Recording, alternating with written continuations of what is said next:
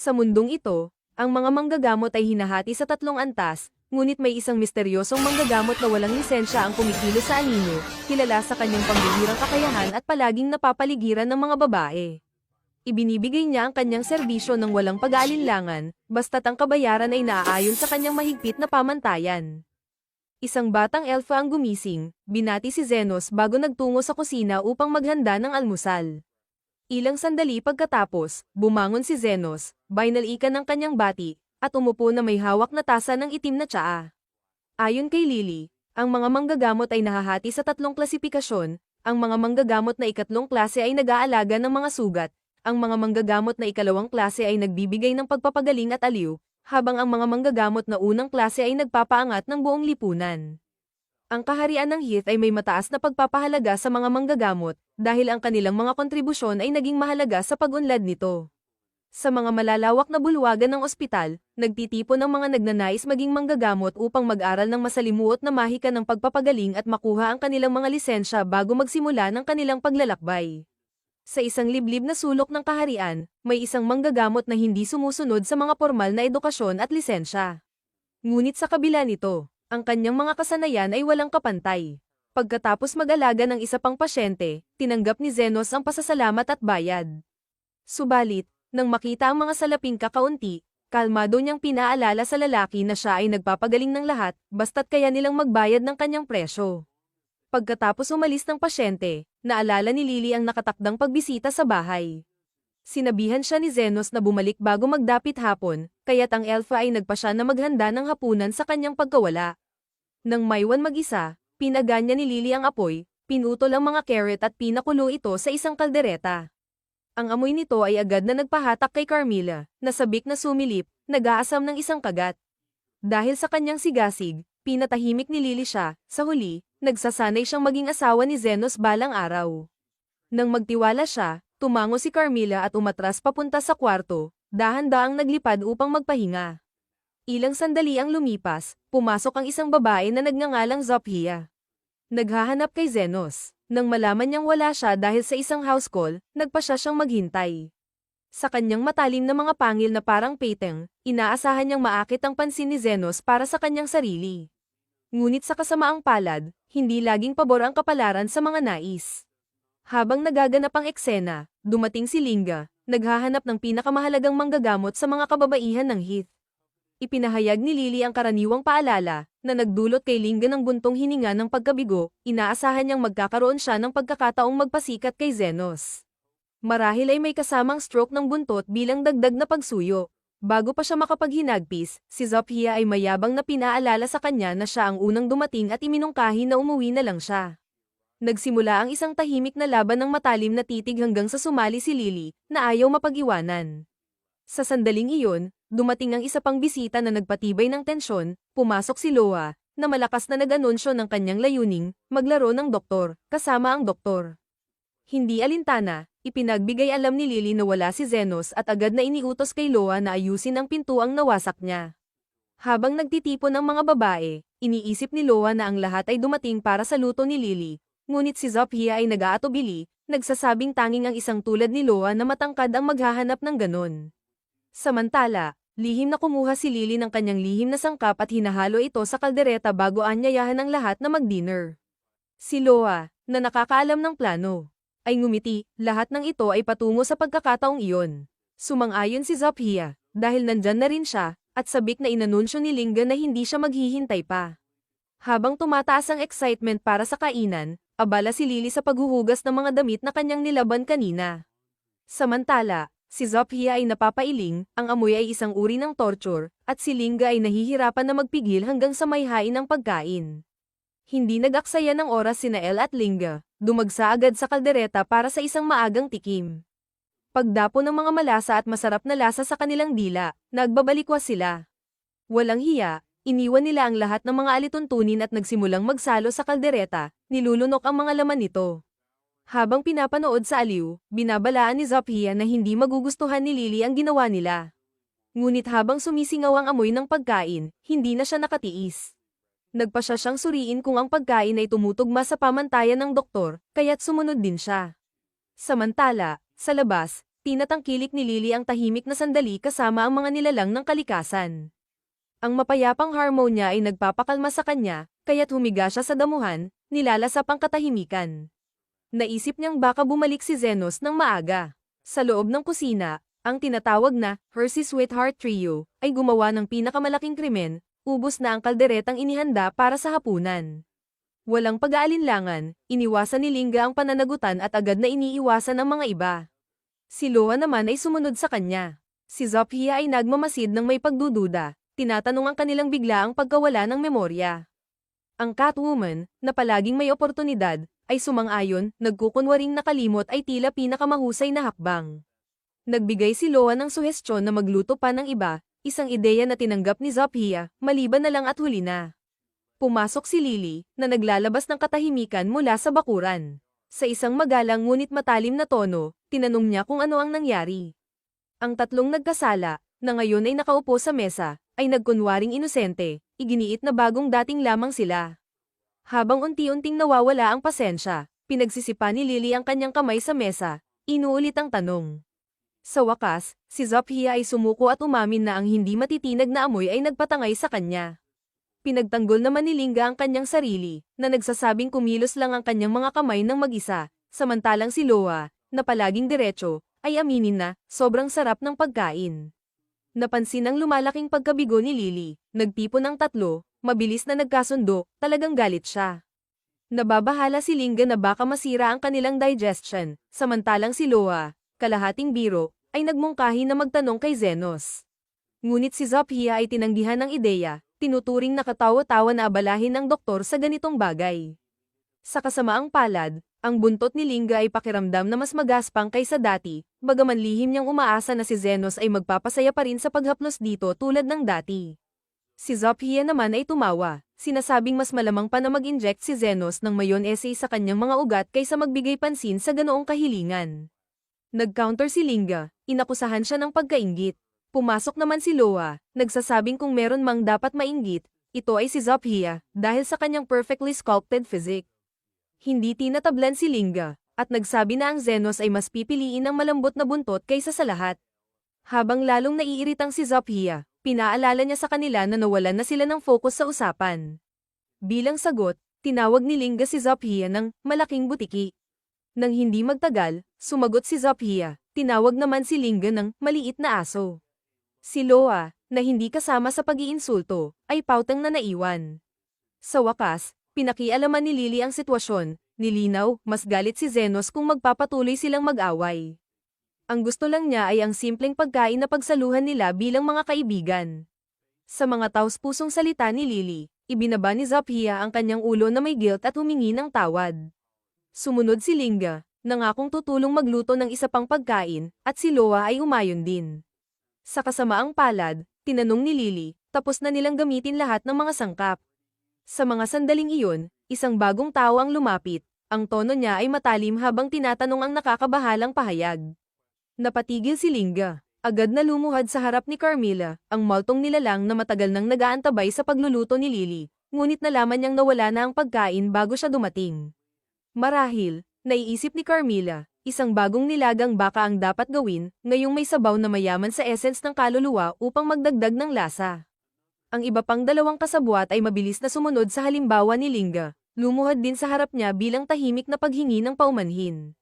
Ngunit nagmungkahi si Lily ng isang mas magaan na alternatibo, ang magtipon ng mga sariwang sangkap. Hindi nakapagtataka, ang tatlong hindi masiyahang mahilig sa pagkain ay agad na lumapit sa ideya, nagmamadaling gawin ang kanyang hiling. Habang pinapanood sila ni Carmilla na nagmamadali, tinalikuran niya si Lily at tinanong kung bakit hindi siya galit. Si Lily ay ngumiti lamang, ipinakita ang kanyang kalmado. Ngunit kung sakaling tinangka nilang hawakan ang mga pinahahalagahan ni Carmilla na inumin, walang pag-aalinlangan na susumpain niya silang lahat. Tawa si Lily, ipinaliwanag na mas gusto niyang manatiling composed, mas pinahahalagahan niya ang kanilang oras na magkasama kaysa sa mga pansamantalang pagkabigo. Ang tunay niyang alalahanin ay kung kaya niyang tapusin ang pagluluto bago bumalik si Zenos. Samantala, habang ang dapit hapon ay dumarating sa lungsod, naglalakad si Zenos sa kalsada. Isang batang babae ang nadapa at dumaan sa kanyang harapan, halatang nasasaktan at hirap huminga. Bago pa siya makapag-react, Isang lalaki na may mabagsik na tono ang lumabas mula sa likuran ng babae, ang mga mata niyang mapanukso. Sumimangot siya at sinabi na hinanap niya ang babae sa lahat ng dako.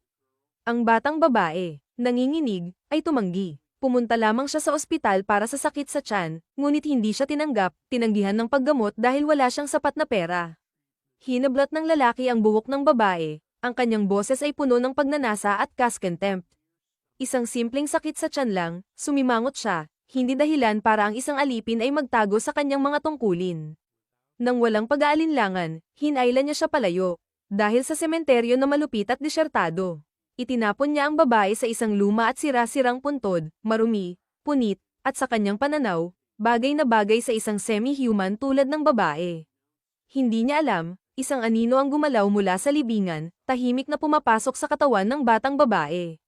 Naglalabas ng pagduduwal ang lalaki, at binigyan ng malupit na sipa ang tiyan ng babae bago tumalikod at bumubulong na kakain lamang siya kung mapapakita niya ang kanyang halaga. Ngunit bago pa siya makalayo, tumayo ang babae. Isang mabagsik na enerhiya ang damaloy sa kanyang katawan. Binabaluktot ang kanyang itsura. Nang walang babala, siya ay sumugod, binuksan ang tiyan ng lalaki gamit ang hindi pangkaraniwang lakas, ang kanyang katawan ay kumikilos ng may bagong lakas. Napansin ng lalaki ang nangyayaring kabangisan, naglalakad siya sa mga guho ng lungsod, ang kanyang mga sigaw para sa tulong ay pamunit sa dilim, hanggang sa siya ay mapunta sa harap ni Zenos. Sa desperasyon, nagmakaawa siya kay Zenos para sa tulong, ngunit nanatiling hindi apektado si Zenos, pinuna ang makasariling ugali ng lalaki. Nang may pagkasabik, pinilit ng lalaki na ginampanan lang niya ang kanyang tungkulin, at mabilis na nag-imbento ng kwento tungkol sa agrikultura upang pababain ang sitwasyon. Ngunit habang hawak niya ang kanyang mga sugat, nag-aalok ng bayad kapalit ng tulong, muling lumabas ang Beast Girl, at hindi pa tapos ang kanyang paghihiganti. Tinulak ni Zenos ang sugatang aristokrata, tinitiyak na hindi pa siya mamamatay. Habang may pilyong ngiti, tinanong niya kung anong nagudyok sa galit ng batang babae, tanging nakaiwas siya sa isang bato na itinapon sa kanya. Ang amo ng babae, na patuloy na nanghihina, ay humiling kay Zenos na tapusin na ang babae. Tumanggi si Zenos, hindi ko trabaho ang pumatay. Inaalala ni Zenos ang mga araw niya bilang miyembro ng kilalang grupo ng adventurer na Golden Phoenix, na minsan nang itinuring na isa sa pinakamakapangyarihang grupo sa kaharian. Isang araw, malamig na sinabi ng kanilang leader na si Eston na ang isang hamak na galing sa squatter tulad niya ay wala ng lugar sa kanilang grupo. Ibinato ni Eston sa kanya ang isang pirasong gintong barya bilang kabayaran, habang si Ann ay nanguuyam na tinawag siyang walang silbi, at sinabing mas lalong gaman ang grupo nang wala siya. Hindi makapaniwala, ipinaalala ni Zenos ang napakalaking ambag niya bilang isang healer, na sinuportahan ng grupo mula pa sa simula. Ngunit sinuklian lamang ito ni Eston ng pangungutya, at sinabing isa lang siyang hanggal na self-taught at walang opisyal na lisensya, kaya sa kanilang paningin, wala siyang halaga. Nanlumo si Zenos at tinanong kung wala bang saysay ang pinagsamahan nila. Sabay-sabay silang tumawa, kinukutya ang paniniwala niya. Para sa kanila, isa lamang siyang pananggang itinatapon kapag wala ng silbi. Dagdag pa ni Ann, ngayong sila na ang nangungunang grupo sa kaharian, na para bang mga celebrity na, hindi na nila maaaring makisama sa isang galing squatter. Aniya, sobra pangaraw ang gintong barya para sa tulad ni Zenos, at binalaan siyang huwag na huwag magsasabi na minsan siyang naging bahagi ng grupo. Napagtanto ni Zenos na ang barya ay isang uri ng suhol para manahimik. Hindi na siya nagsalita pa, tumalikod siyang may mabigat na puso, hindi sigurado sa susunod na hakbang, pero buo ang loob na mag-ukit ng panibagong landas. Habang pag-alagala si Zenos, bigla siyang nakarinig ng kaguluhan. Dahil sa pagkamausisa, nilapitan niya ito at nadatnan ng isang lalaki at babae na pilit pinipigilan ng isang aliping elf, balak pala nila itong ipagbili sa isang nakakadiring maharlika. Matinding nagpumiglas ang elf at sa wakas ay nakawala. Bilang ganti, panya na siya ng lalaki sa binti. Nang siya'y bumagsak, agad siyang sinunggaban nito sa kwelyo. Ngunit ang matapang na elf ay kinagat ang kanyang kamay, lalong ikinagalit ng lalaki. Sa sobrang galit, binunot nito ang patalim at sinaksak siya sa tiyan. Nainis ang babae at pinagalitan ng lalaki dahil sa pagsira sa kanilang paninda. Habang nagtatalo ang dalawa sa tabi ng dagwang katawan ng elf, lumapit si Zenos. Walang pag-aalinlangan, inialok niya ang gintong barya kapalit ng elf. Nang makita ng babae na halos wala ng pag-asa ang elf, agad niyang tinanggap ang alok. Mabilis na naglaho ang dalawa sa dilim, iniwan si Zenos kasama ang sugatang babae. Lumuhad siya sa tabi nito at agad sinuri ang sugat. Halos hindi na makagalaw ang elf at inakala niyang ito na ang kanyang katapusan. Ngunit si Zenos, isang bihasang manggagamot, ay agad na ginamo ang sugat, na parabang wala lang, at tuluyang pinanumbalik ang kanyang kalusugan. Gulat na gulat ang elf sa paggaling niyang walang kirot. Maluhaluhang nagpasalamat siya at nagpakilalang si Lily ang kanyang pangalan. Nang malaman niyang ginastos ni Zenos ang gintong barya para sa kanya, agad siyang nabahala. Napansin ni Zenos ang kanyang pag-aalala. Kaya't agad niya itong sinigurong wala siyang pakialam sa baryang iyon. Sa totoo lang, ayaw na rin niyang hawakan pa ang mapagmataas na alaala ni Eston. Namangha si Lily at na-curious, kaya't tinanong kung isa ba siyang sikat na manggagamot. Mapagkumbabang sagot ni Zenos, isa lang siyang walang pangalan, wala pang ang lisensya sa panggagamot. Nang tanungin niya kung saan nakatira si Lily, ang tanging sagot nito ay gutom siya at walang tahanan. Walang pag-aalinlangan, dinala siya ni Zenos sa isang payak na tavern. Pinakain ng mainit na pagkain, at binigyan ng malinis na damit. Habang matako na kumakain si Lily, tinanong niya kung bakit hindi kumakain si Zenos. Ngumiti lamang si Zenos at sinabing hindi siya gutom, bagamat ang totoo, ni isang barya ay wala na siyang natitira. Habang iniisip niya kung paano kikita ng pera, biglang pumasok sa tavern ng isang sugatang lizardman, at humiling ng tubig. Dumadanak ang dugo mula sa kanyang braso, halatang tinamaan ng bala. Lumapit si Zenos ng kalmado. Tiningnan ang sugat, at sinabing gasgas lang iyon. Bago pa makasagot ang lizardman, itinaas ni Zenos ang kamay at biglang nagbitiw ng healing spell, na agad namang nagsara ang sugat. Namangha ang lizardman at buong pasasalamat na iniabot ang kaunting pera kay Zenos bago umalis. Napakurap si Zenos, hindi makapaniwala, iyon ang kauna-unahang beses na may nagbayad sa kanya para sa paggagamot. Sabi ni Lily, normal lang naman iyon, karaniwan talagang naniningil ang mga manggagamot. Doon nabuo ang inspirasyon kay Zenos, mula sa sandaling iyon. Nagpasya siyang tahakin ng bagong landas, magtayo ng sarili niyang klinika at mamuhay bilang manggagamot ayon sa sarili niyang paraan. Ngunit may isang balakid, ang pinagmulan niyang mula sa squatter ay halos imposibleng makakuha ng lisensya bilang healer.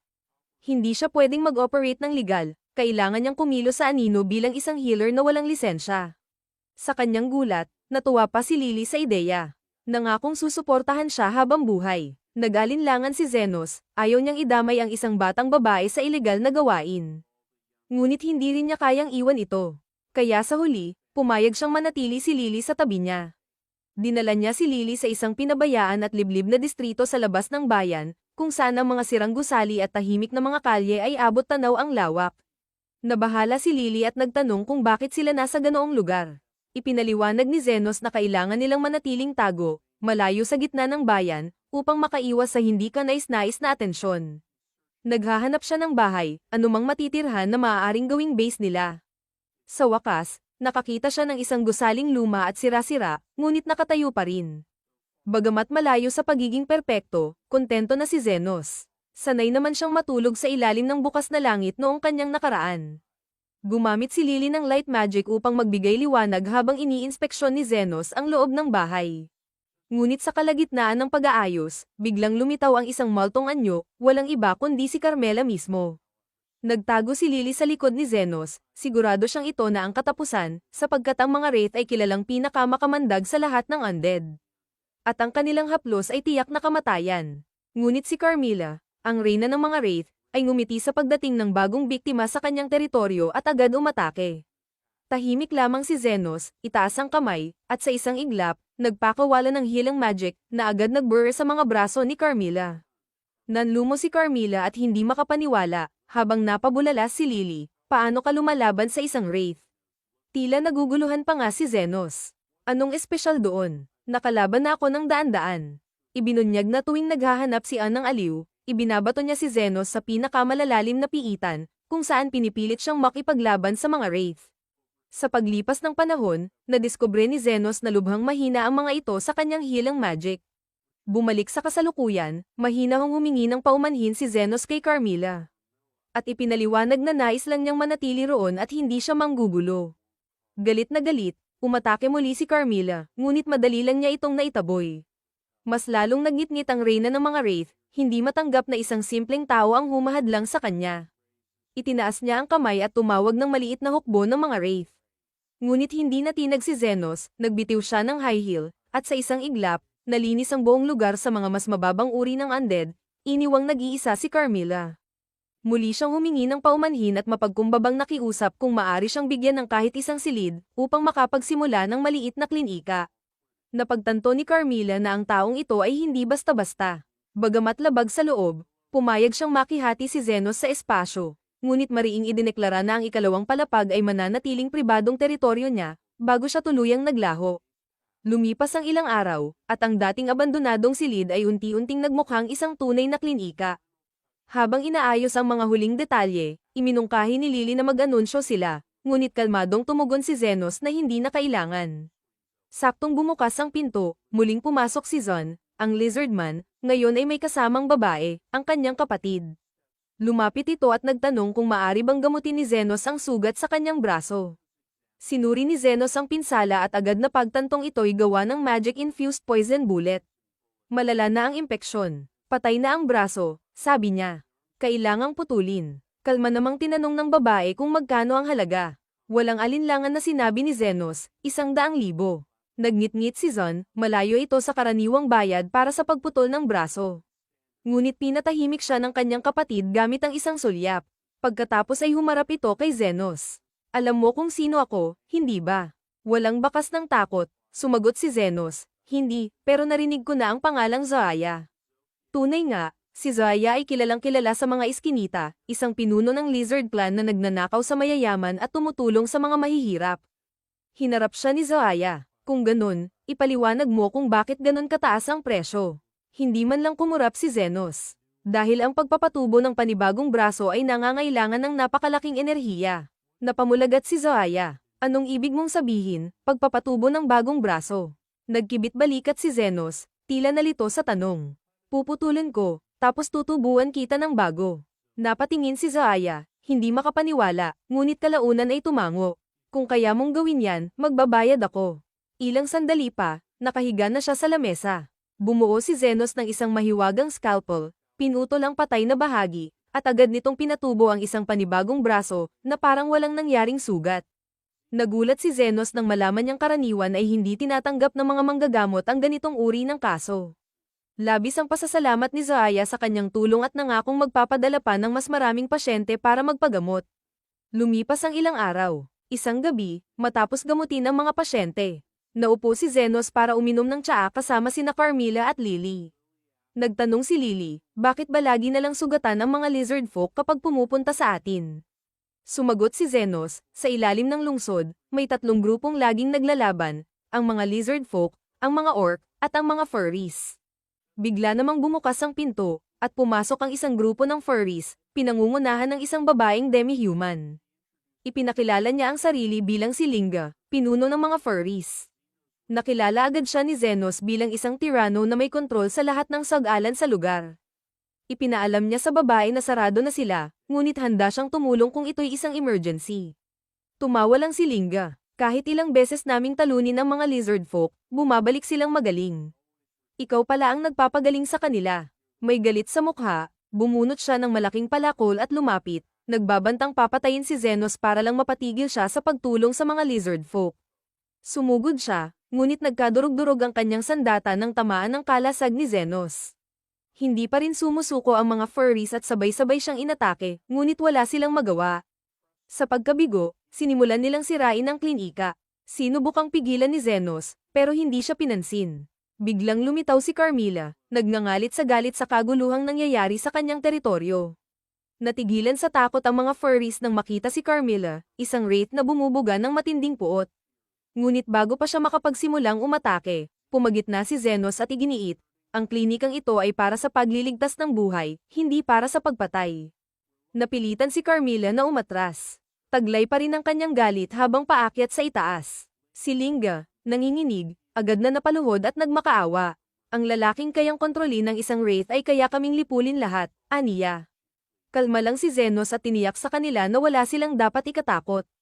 Habang umaalis ang mga furries, napagtanto niyang malamang ay may panibagong daloy na naman siya ng mga magiging pasyente sa kanyang klinika. Matagal nang matagumpay ang underground clinic ni Zenos, dinadayo ng mga pasyente mula sa parehong panig ng lizardkin at beastkin. Ngunit isang araw, dumating ang isang orc na may dalang kagyat na balita, ang kanilang pinuno, ang kagalang-galang na si Lady Lo, ay malubhang may sakit. Humiling siya ng tulong kay Zenos. Inutusan siya ni Zenos na dalhin si Lady Lo sa klinika, ngunit tumanggi ang orc. Masyado nang mahina si Lady Lo upang maglakbay, at ang palagiang presensya ng mga Lizardkin at Beastkin, dala ang mga regalo at mga alay, ay naging delikado para sa kanya upang tumawid sa teritoryo ng kalaban. Sa isang pagod na buntong hininga, pumayag si Zenos na siya na lamang ang pupunta sa tirahan ng mga orc. Tinahak niya ang isang serye ng madidilim at paikot-ikot na mga kuweba hanggang sa makarating siya sa isang malawak na silid, kung saan nakaluklok si Lady Lo sa kanyang trono, napapalibutan ng kanyang mga kasamahan, isang imahe ng kapangyarihan at kagandahan. Bago pa man siya makapagsalita, inunahan na siya ni Lady Lo. Kilala na niya si Zenos, kumalat na ang mga kwento tungkol sa mahiwagang manggagamot sa dalawang panig. Pinupuri ang kanyang tahimik na lakas at husay. Napangiwi si Zenos sa kasikatan, maaaring magdulot ito ng problema sa mga awtoridad, lalo na't hindi lisensyado ang kanyang klinika. Tinanong niya ang mga sintomas ni Lady Lo, ngunit ngumiti lang ito ng may halong hamon at sinabing subukan niyang hulaan ito nang walang kahit anong palatandaan. Lumapit si Zenos kay Lady Lo nang may kalmadong kasanayan, sinuri ang kanyang katawan sa posibleng pisikal na pinsala, ngunit wala siyang nakita. Ipinagpatuloy niya ang pagsusuri sa loob, at agad niyang natukoy ang isang bukol sa kanyang tiyan. Hindi ito bata, kundi isang monwan, isang mapanganib na batong sumasabog. Tinanong niya si Lady Lo tungkol dito, at inamin naman nito, na para bang walang anuman, na aksidente niyang nalunok ang bato habang kumakain ng rice balls. May pagdududa si Zenos at tinanong kung ito ba'y isang tangkang pagpatay, ngunit agad itong itinanggi ni Lo. Isa lamang daw itong aksidente. Tumalikod na si Zenos. Pinayuhan siyang huwag gagalaw at hintayang kumalma ang lahat, ngunit bigla siyang pinigilan ni Lo, inaamin na nakagat niya ang bato, kaya naging labis itong hindi matatag. Kahit ang pinakamaliit na pagdalaw ay maaaring magdulot ng pagsabog. Agad lumapit ang mga orc na nakapaligid sa kanya, ipinahayag na mas pipiliin nilang mamatay kasama ang kanilang pinuno kaysa iwan siya. Hindi natinag si Zenos sa kanilang drama at handa na sanang umalis, hanggang sa magbigay si Lo ng isang hindi inaasahang alok. Ipinahayag niyang may nakatagong kayamanan sa isa sa mga ball at nais niyang ibigay ito kay Zenos. Akala ni Zenos ay isang biro lamang ito, pero sinalo niya ang gintong susi na inihagi sa kanya. Nagtataka, tinanong niya kung bakit siya binibigyan ng ganoong alok. Sagot ni Lo, narinig daw niyang palaging patas ang hinihingi ni Zenos bilang kabayaran, ngunit ni minsan ay hindi ito tumanggap ng kahit isang barya mula sa mga bata. Humanga si Lo sa integridad ni Zenos at hinikayat siyang ipagpatuloy ang marangal nitong misyon. Sa isang pagod na buntong hininga, humarap muli si Zenos, hinugot ang kanyang mahiwagang panestis, at mabilis na gumawa ng hiwa sa tiyan ni Lo. Napasinghap sa gulat ang mga orc at muntik nang umatake, ngunit bago pa sila makalapit, hinugot na ni Zenos ang mana stone at agad niyang pinagaling ang sugat. Namangha si Lo sa mabilis at maayos na paggaling, at agad siyang nagbabala kay Zenos na itapon na ang bato bago pa ito sumabog. Ngunit hindi natinag si Zenos. Tahimik niyang pinisil ang pabugsong core sa kanyang kamao. Malakas itong sumabog. Nang hamupa ang alikabok, napatulala si Lo, hindi man lang nasugatan si Zenos, kalmado niyang ipinagpag ang mga debris sa kanyang balikat. Wala siyang sinabi, inihagis lang pabalik ang gintong susi sa kanya at tumalikod na upang umalis. Pinigilan siya ni Lo at tinanong kung bakit niya pa ito iniligtas gayong maaari naman niyang angkinin ang kayamanan. Sumagot si Zenos na kinukuha lang niya ang karapat-dapat, at ang alok ni Lo ay lampas pa sa halaga ng simpleng operasyon. Mula noon, nagsimula nang dumalas ang pagdalaw ng mga pinuno ng tatlong paksayon sa kanya, kadalasan ay wala namang seryosong karamdaman. Sa tingin ni Zenos, dala lang ito ng pagkabagot. Ngunit may ibang hinala si Lily, na kinumpirma ni Carmela, na ang tatlong pinuno ay lubusang umiibig na kay Zenos, at posibleng sumiklab ang isang digmaan para sa kanyang puso. Tinawanan lang ni Zenos ang mga chismis, iginiit na isa lang siyang simpleng manggagamot. Ngunit hindi nagtagal, tila nagkatotoo ang hula ni Carmela. Isang araw, dumating ang tatlong pinuno ng paksayon, isa-isa, dala ang mamahaling regalo at mga gourmet na pagkain, bawat isa'y naghayag ng layuning magdeklara ng digmaan kinabukasan. Pagsapit ng bukang liwayway, umalingaw-ngaw ang tensyon sa larangan ng digmaan. Magkakatabi ang mga miyembro ng Lizardkin, Beastkin, at Orc clans, nagpapalitan ng kwentuhan habang naghahanda para sa isang digmaang magtatakda kung sino ang tunay na magiging pinuno ng ilalim ng mundo. Bago pa man tumama ang unang suntok, dumating sina Zenos at Lily sa arena. Ngunit imbes na pigilan ang kaguluhan, kalmado lamang na hinimok ng underground na doktor ang lahat na tapusin na ang lahat ng ito, ng minsanan. Sa isang iglap, si Zophia ang unang kumilos, bumunot ng mga patalim at umatake kay Linga. Madaling nakailag ang maliksing beastkin. Ayaw magpaiwan, sumabak din ang pinunong orc sa gitna ng labanan, ngunit mabilis siyang iniwasan ni Zophia gamit ang bihasang galaw. Sumiklab ang kaguluhan. Nagbanggaan ang mga sundalo mula sa tatlong paksayon sa mabangis na sagupaan. Habang ang mga pinuno naman ay nagpalitan ng mga mapanganib na atake na may layuning pumatay. Pinanood ito ni Lily, halatang nababahala. Ngunit maya-maya lang ay may napansin siyang kakaiba, sa kabila ng matinding karahasan, wala ni isang namamatay. Ang mga sugat ay agad na naghihilom sa oras na ito'y natamo. Kalaunan, napahinto ang mga pinuno, hinihingal at naguguluhan, saka napagtantong buong oras ng labanan ay palihim silang pinapagaling ni Zenos. Napailing lang si Zenos, magpatayan kayo hanggat gusto nyo. Aniya ng malamig, pero mga pasyente ko pa rin kayo, at ginagamot ko ang lahat ng pasyente ko. Sa sandaling iyon, nagtawanan na lang ang mga pinuno, sa wakas ay naliwanagan kung gaano nakaabsurdo ang kanilang sitwasyon. Napagtanto nilang walang saysay ang kanilang tunggalian, kaya't nagkasundo silang magkasamang mamuno sa ilalim ng mundo ng may pagkakaisa. Masayang ngumiti si Lily, habang si Zenos naman, sa kanyang praktikal na paraan, ay nagkomento na hindi biro ang paghilom sa buong larangan ng digmaan, at sisingilin niya sila ng mahal para doon. Makalipas ang ilang araw, bumalik sina Zophia at ang kanyang kapatid sa klinika para magpagamot. Naroon na sina Linga at Lo, nakahilat at relax na relax. Nagtanong si Zenos, may halong kuryosidad, kung paano naman nasaktan si Zophia sa pagkakataong ito. Nakangiting ipinaliwanag ni Zophia na isa siyang magnanakaw na ang mga target ay mayayamang maharlika, at ang nakukuhang yaman ay ibinabahagi niya sa mga mahihirap sa looban. Sa huli niyang pagnanakaw, nakasagupa niya ang mga Royal Guard at nasugatan.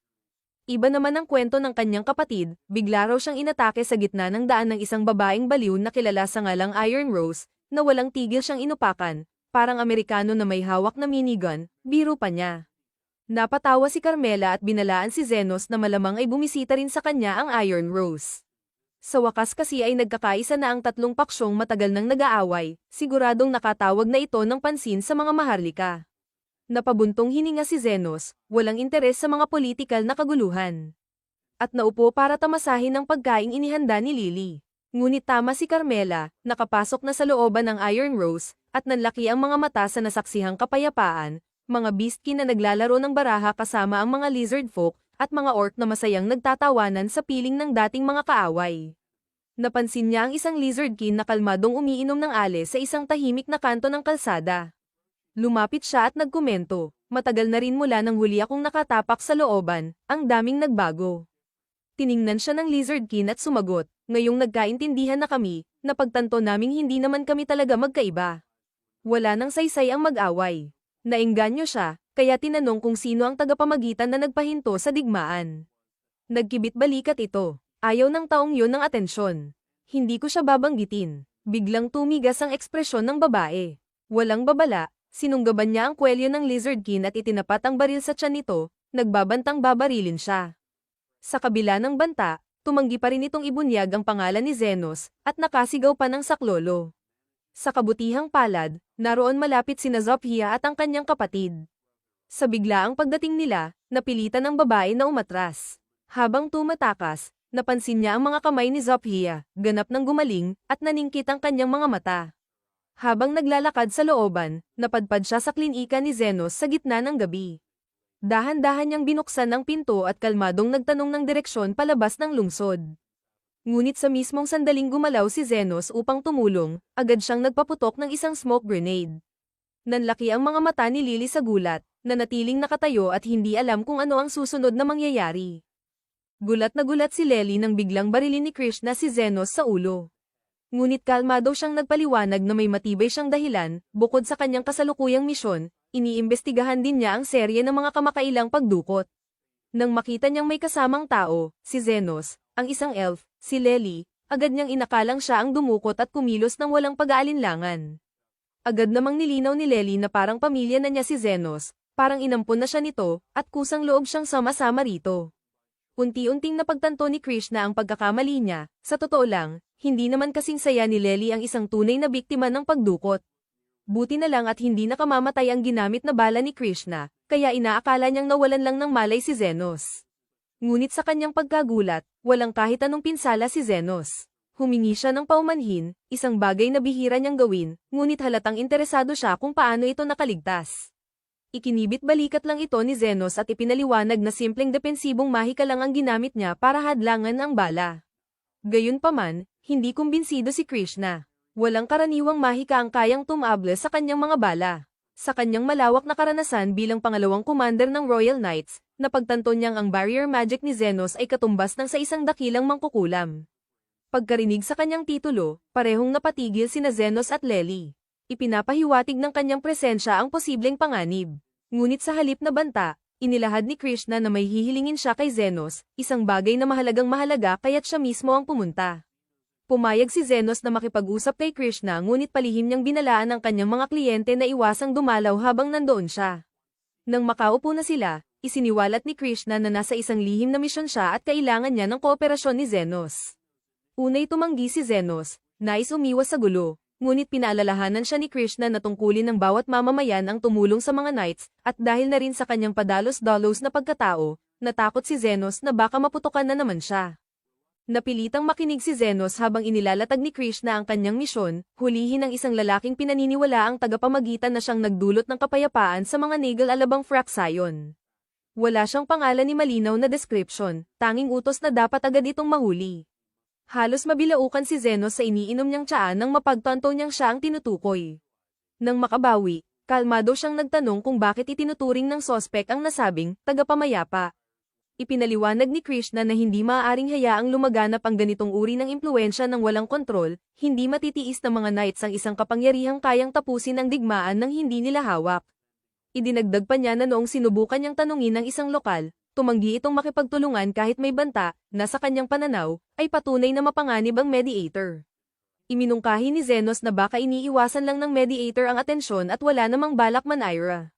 Kung pababayaan, baka manahimik na lang ito. Naghinala si Krishna at tinanong kung kilala ba niya ang lalaki, ngunit sinagot ni Zenos na nagbibigay lang siya ng opinyon. Gayunman, giit ni Krishna na galing mismo sa kanyang commander ang utos, at hindi pwedeng balewalain ng sinumang may ganitong impluwensyang pampolitika. Nakiusap si Lely, sinabing wala namang banta ang mediator at naghahanap lang ng kabuhayan sa tapat na paraan. Ngunit sa tono ng kanyang boses, halatang may personal siyang pagkakakilala. Napansin ni Krishna ang pagkadulas ni Lely, kaya't mabilis itong umatras at nagsabing hindi niya kilala ang mediator. Bagaman lalong tumindi ang hinala ni Krishna, pinili niyang huwag muna itong ungkatin, sa ngayon. Pagsapit ng gabi, pahiwatig ni Zenos na oras nang umalis si Krishna, umaasang matatapos na ang tensyong pag-uusap. Habang pinapalabas na ni Zenos si Krishna, napansin nito ang kama sa isang sulok ng silid. Nagtaka siya kung bakit may kama sa basement. Ayaw aminin ni Zenos na magkasama sila ni Lely sa iisang kama dahil sa rate na nasa itaas, kaya't sinabi na lang niyang ekstrang kama lang ito. Naengganyo si Krishna at nagtanong kung pwede niya itong gamitin bilang pansamantalang base. Hirap na hirap siyang makahanap ng matutuluyan sa slums at handa siyang magbayad. Dahil ayaw magduda si Zenos, napilitan siyang pumayag. Samantalang si Carmela, na nakatagot di nakikita, ay natutuwa sa buong eksena. Nagluto si Lely ng berdeng tsaa para sa di inaasahang panauhin, ngunit si Krishna, sensitibo sa init, ay dahan-daang pinapalamig ito. Hindi mapakali si Lely sa presensya ng bagong babae, selosa at possessive, kaya't umupo siya sa kandangga ni Zenos at humiling ng headpat, gaya ng nakasanayan. Bagamat nagtataka, pinagbigyan siya ni Zenos. Hanggang sa bumulong si Carmela, na laging di nakikita, sa kanyang tainga at sinabi ang totoo, nagseselos si Lely. Ayaw magpatalo, dinagdagan pa ni Lely ang lamang kay Zenos, ngunit si Krishna ay walang pakialam, abala pa rin sa pagpapalamig ng tsaa. Sa kalaunan, nakatulog na si Lely. Maingat siyang tinakpan ni Zenos ng kumot bago bumalik sa main room upang makipag-usap kay Krishna. Ikinwento niya kung paano niya iniligtas si Lely mula sa mga human trafficker, mga kriminal na konektado sa lokal na sindikato. Ipinapaliwanag din ito ang dating agresibong ugali ni Lely. Sa kasamaang palad, wala siyang impormasyon tungkol sa kasalukuyang operasyon ng sindikato. Nagpalit ng paksa si Krishna at lumapit, seryosong nagtanong. Sa tingin niya ngayon, malinaw na, hindi isang karaniwang mage si Zenos, kundi isang dalubhasa sa depensibong mahika. Nagtanong si Krishna kung posible nga bang mapalago muli ang isang buong braso sa pamamagitan ng masigasig na pagsasanay sa hilang magic. Bago pa makasagot si Zenos, siya na mismo ang sumagot, at iginiit na imposible iyon. Ayon sa kanya, tanging isang santo o isang napakahusay na manggagamot lamang ang makakagawa ng ganoong himala. Nang usisa si Zenos kung bakit niya ito naitanong. Ibinunyag ni Krishna na kamakailan lang ay nakalaban niya si Zofia at malinaw niyang naalalang labis ang pinsala ng kanyang braso. Ngunit kinabukasan, tila ganap na itong gumaling. Hinala niya, may isang makapangyarihang manggagamot na naninirahan sa slums, isang taong may kakayahang mag-regenerate ng buong bahagi ng katawan. Kung totoo man ito, tiyak na may malaking impluwensya ang taong iyon sa mga pinuno ng mga Fractsion.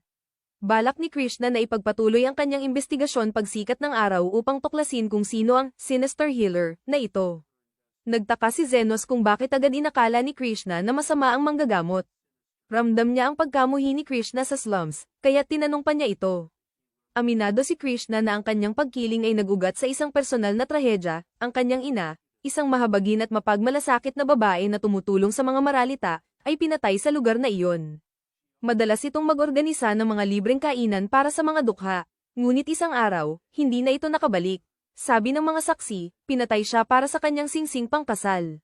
Sa kabila ng lahat ng buhay na nailigtas ng kanyang ina, wala man lang tumulong para protektahan siya.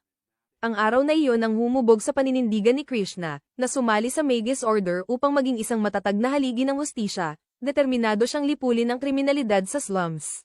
Kinabukasan, ipinagpatuloy ni Krishna ang kanyang investigasyon, kaya muling nakabalik si Zenos sa paggamot ng mga pasyente. Dumating si Zaya na may bahagyang sugat sa braso at humihingi ng tulong. Habang ginagamot siya ni Zenos, nagbigay ito ng babala, hindi tiyak ang oras ng pagbisita ni Krishna. Tila eksaktong nakatakda, muling lumitaw si Krishna, nawawala raw ang direksyon. Pagkakita pa lang kay Zaya, agad niyang inilabas ang kanyang mga baril. Sa likas na reaksyon, binunot din ni Zaya ang kanyang mga espada. Nagkaroon ng tensyonado at nakakatakot na harapan. Nais malaman ni Krishna kung may isang taksil na manggagamot na nagkakaisa sa mga kriminal upang takutin ang mga sibilyan. Inamin ni Zaya na may isang manggagamot nga, ngunit mariing itinanggi ang anumang masamang hangarin.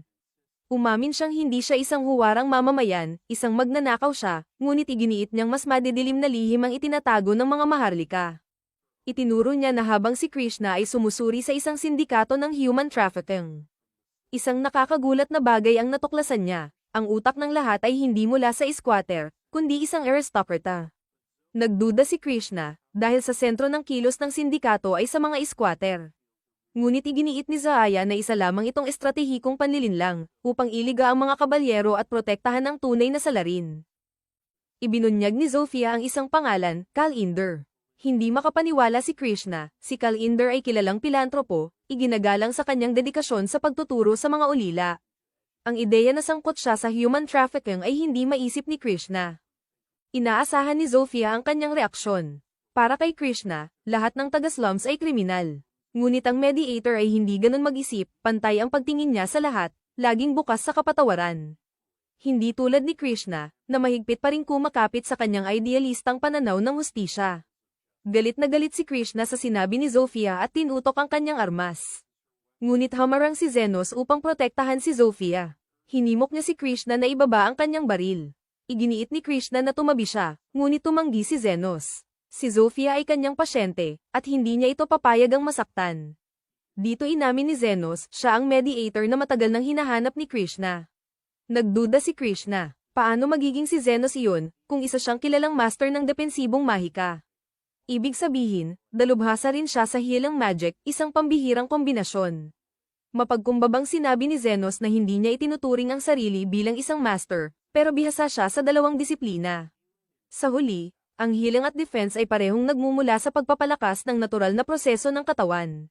Naghinala si Krishna at sumilip sa likod ng pader, doon, nakatago sa lantad, may isang lihim na lagusan. Bumaba siya, at sa kanyang pagkagimbal, tama si Zofia, si Kalinder nga ang nasa likod ng mga pagdukot. Bago pa siya makakilos, lumitaw si Kalinder mula sa likuran, hawak ang baril na naiwan ni Krishna sa itaas, at pinasabog ang kanyang braso. Tinawanan niya si Krishna, aliw na aliw sa bilis ng kanyang panalo laban sa isang knight. Wala na raw ibang hadlang para ipagpatuloy niya ang kanyang operasyon. Ngunit bago pa niya maituloy ang pagbaril, dumating sina Zofia at Zenos. Nakaramdam ng panganib si Zenos at pinakiusapan si Zofia na gabayan siya papunta roon. Hindi gustong may makasaksi, kaya't isinagad ni Kalinder ang baril sa lethal mode at pinaputokan si Zenos sa mukha. Laking gulat niya, buhay pa rin si Zenos. Sugatan, oo, pero buhay. Sa takot, nabitawan ni Kalinder ang baril habang tinangkang tumakas. Dinampot ito ni Zenos. Nagmakaawa si Kalinder para sa kanyang buhay. Sa kabutihang palad, may panuntunan si Zenos na huwag pumatay, pero hindi siya nangakong hindi mananakit. Isinagad niya sa non-lethal mode ang baril at pinaputukan sa ulo si Kalinder. Agad na lumapit si Zenos kay Krishna, na inakalang katapusan na niya, putol ang braso, at malubha ang sugat sa tiyan. Ngunit ngumiti si Zenos at sinabing mabubuhay siya, pero may malaking bayarin. Ilang sandali pa, himalang gumaling ang kanyang mga sugat. Mangha si Krishna at unti-unting naniwala na nga siyang totoo ang pagiging mediator ni Zenos. Hindi na niya ito nakikitang banta, kundi isang tunay na bayani. Ngunit para kay Zenos, hindi iyon ang totoo, ginawa lang niya ang lahat upang may mabuhay. Para sa kanya, si Krishna ang tunay na bayani, dahil isinugol nito ang lahat upang mailigtas ang mga bata, kahit may mga kapintasan ang kanyang pamamaraan. Nasa tama ang kanyang puso. Sa tulong ni Zofia at ng mga lizardmen, nailikas nila ang mga bata. Paparating na ang mga Royal Knights, at wala nang balak si Zenos na makipagbuno sa burokrasya. Habang paalis na siya, humabol si Krishna at tinanong kung bakit niya ito iniligtas, kahit itinuturing siya nitong kalaban. Lumingon si Zenos na may pilyong ngiti at sumagot, kasi may utang ka pa, sa stay sa klinik at sa pagpapagaling. Bayaran sa loob ng 1 linggo. Sa pagkawala ng banta ni Krishna, sa wakas ay nakapamuhay ng payapa sina Zenos at Lely. Ngunit ang kasalukuyang katahimikan ni Zenos ay nagtatago ng isang madilim na nakaraan. Bilang isang bata, siya ay isang ulilang walang pera na namuhay sa mga iskinita, walang pag-asa at walang kinabukasan, maghapong nakatunganga sa kawalan. Isang araw, napadpad si Aston sa mga iskinita, naghahanap ng batang maaaring dukutin, isang taong maaaring gamitin bilang buhay na panangga. Nabigo siya sa nakita niyang payat at walang saysay na mga bata. Hanggang sa mapansin niya si Zenos. Naengganyo siya at nilapitan ito, nagsalita sa magalang na tono habang tinatakpan ang tunay na layunin sa huwad na kabaitan. Isa kang mahirap, gutom, at walang layunin, aniya. Bakit hindi ka sumama sa akin sa isang pakikipagsapalaran? Si Zenos, inosente at desperado, ay inakalang totoo ang kabaitan ni Aston. Ngunit sandali siyang nag-alinlangan, alam niyang bihira sa mga taga-iskinita ang nabibigyan ng pagkakataong maging adventurer. Pinawi ni Aston ang kanyang pag-aalinlangan. Sinabing mas mahalaga ang kakayahan kaysa sa estado sa buhay. Tinanong niya kung may alam bang kapaki-pakinabang na kakayahan si Zenos. Nahiyang sinabi ni Zenos na marunong siya ng kaunting healing magic. Siyempre, hindi siya pinaniwalaan ni Aston. Ang healing magic ay nangangailangan ng taon ng masusing pag-aaral sa Royal Academy, imposibleng matutunan niyon ng isang ulilang walang formal na edukasyon. Gayunman, wala itong pakialam si Aston. Kahit marunong man o hindi ang bata, balak niya itong gawing pain sakaling may panganib. Nang sumang-ayon si Zenos, dinala siya ni Aston sa gubat. Doon, hinarap nila ang isang halimaw na kahawig ng lobo. Sa gitna ng laban, nasugatan ng bahagya si Aston, at sa hindi inaasahang pagkakataon, ginamit ni Zenos ang kanyang healing magic. Upang wakasan ang laban, sumugod si Aston sa lobo. Bilang tugon, tahimik na muling nagcast si Zenos ng kanyang healing magic, ngunit sa pagkakataong ito, upang dagdagan ang bilis ni Aston. Agad ang epekto, sa isang mabilis at malinis na atake. Napugutan ni Aston ng ulo ang halimaw. Ngunit wala siyang kamalay-malay. Hindi niya napansin na nawala ang kanyang mga sugat sa gitna ng laban, o nabigla siyang bumilis sa hindi maipaliwanag na dahilan. Sa kanyang paningin, wala pa ring silbi si Zenos. Lumipas ang mga taon habang daladala ni Aston ang maling paniniwalang iyon. Sa huli, pinalayas niya si Zenos mula sa grupo. Alam na natin kung anong landas ang tinahak ni Zenos pagkatapos noon, ngunit ang grupo ni Aston ay hindi naging kasing tagumpay. Pagkaalis ni Zenos, tinanggap ng party ng Golden Phoenix ang isang kritikal na misyon sa loob ng isang kuweba, isang gawaing inaasahang magdadala sa kanila ng pabor mula sa mga makapangyarihang maharlika ng kaharian. Subalit wala ni isa sa kanila ang talagang sabik gawin ito. Napabuntong hininga si Yuma at hinimok ang lahat na tapusin na agad ang misyon upang makabalik na sa inn at makapag-inom ulit. Si Andres naman ay mas masigasig, alam niyang dahil sa kanilang mataas na katayuan at kilalang pangalan ng party. Marami silang tagahanga, lalo na ang mga babae, tuwing nababanggit nilang kabilang sila sa Golden Phoenix, isang grupong kilala sa pagtapos ng mga quest at pagpatay ng mga halimaw nang hindi man lang nasusugatan. Ngunit ang perpektong record na iyon ay malapit ng masubak. Bigla na lang lumitaw ang mga halimaw na pakay nilang tugisin. Hinugot ni Aston ang kanyang espada at sumenyas kay Guile na mag-cast ng protection sa kanya. Sumunod si Guile at binalutan siya ng isang defensive spell. Gayunpaman, habang nakikipaglaban si Aston sa mga lobo, isang apoy na atake ang tumama sa kanyang braso at nagdulot ng matinding pasaw. Samantala, si Yuma ay kinakaladkad at kinakagat ng isang lobo sa likuran, dahilan para tuluyan siyang mawalan ng silbi. Sa gitna ng pagkadesperado, sumigaw si Aston kay Andres na magpakawala ng attack magic, ngunit napakatagal ng casting ng spell. Sa kalagitnaan ng incantation, tinamaan si Andres ng isang fireball at bumagsak. Napatingin si Aston sa kanila nang hindi makapaniwala, tinanong niya sa sarili kung palaging ganito kainutil ang kanyang team. Nang mapagtanto niyang imposibleng manalo, agad siyang nagutos ng pag-atres. Pagkalabas nila sa kuweba, galit na galit siyang humingi ng paliwanag, paano nagawang itulak ng mga B-rank na halimaw ang kanilang grupo sa bingit ng pagkatalo. Sumagot si Andres, iginiit na ni Aston man ay halos hindi rin nakalamang. Sumingit si Guile, at may pag-aalanganing tinanong kung posible bang si Zenos ay talagang nagpapagaling sa kanila noon pa man. Agad itong itinanggi ni Aston. Hindi raw maaaring ang isang hampas lupang batang lansangan tulad ni Zenos ay may tunay na kakayahan sa hilang magic. Gayunpaman, nanatili ang pagdududa. Bilang pag-iingat, nagpa siya si Aston na baka makabubuting kumuha ng isang healer.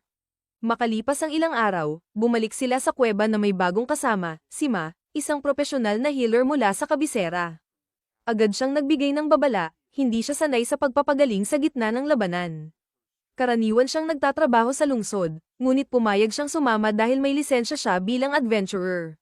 Sa pagkamausisa, tinanong niya kung bakit ang isang kilalang party tulad ng Golden Phoenix, na bantog sa pagtatapos ng mga misyon ng hindi nasusugatan, ay nangangailangan pa ng tulong ng isang healer. Hindi naisibunyag ni Aston ang kaiyahiyang katotohanan, kaya't malamig niyang sinabing huwag siyang makialam. Kinakabahan si Guile habang tinatanong si Ma kung makakabawi pa si Yuma matapos ang matinding pag-atake ng lobo.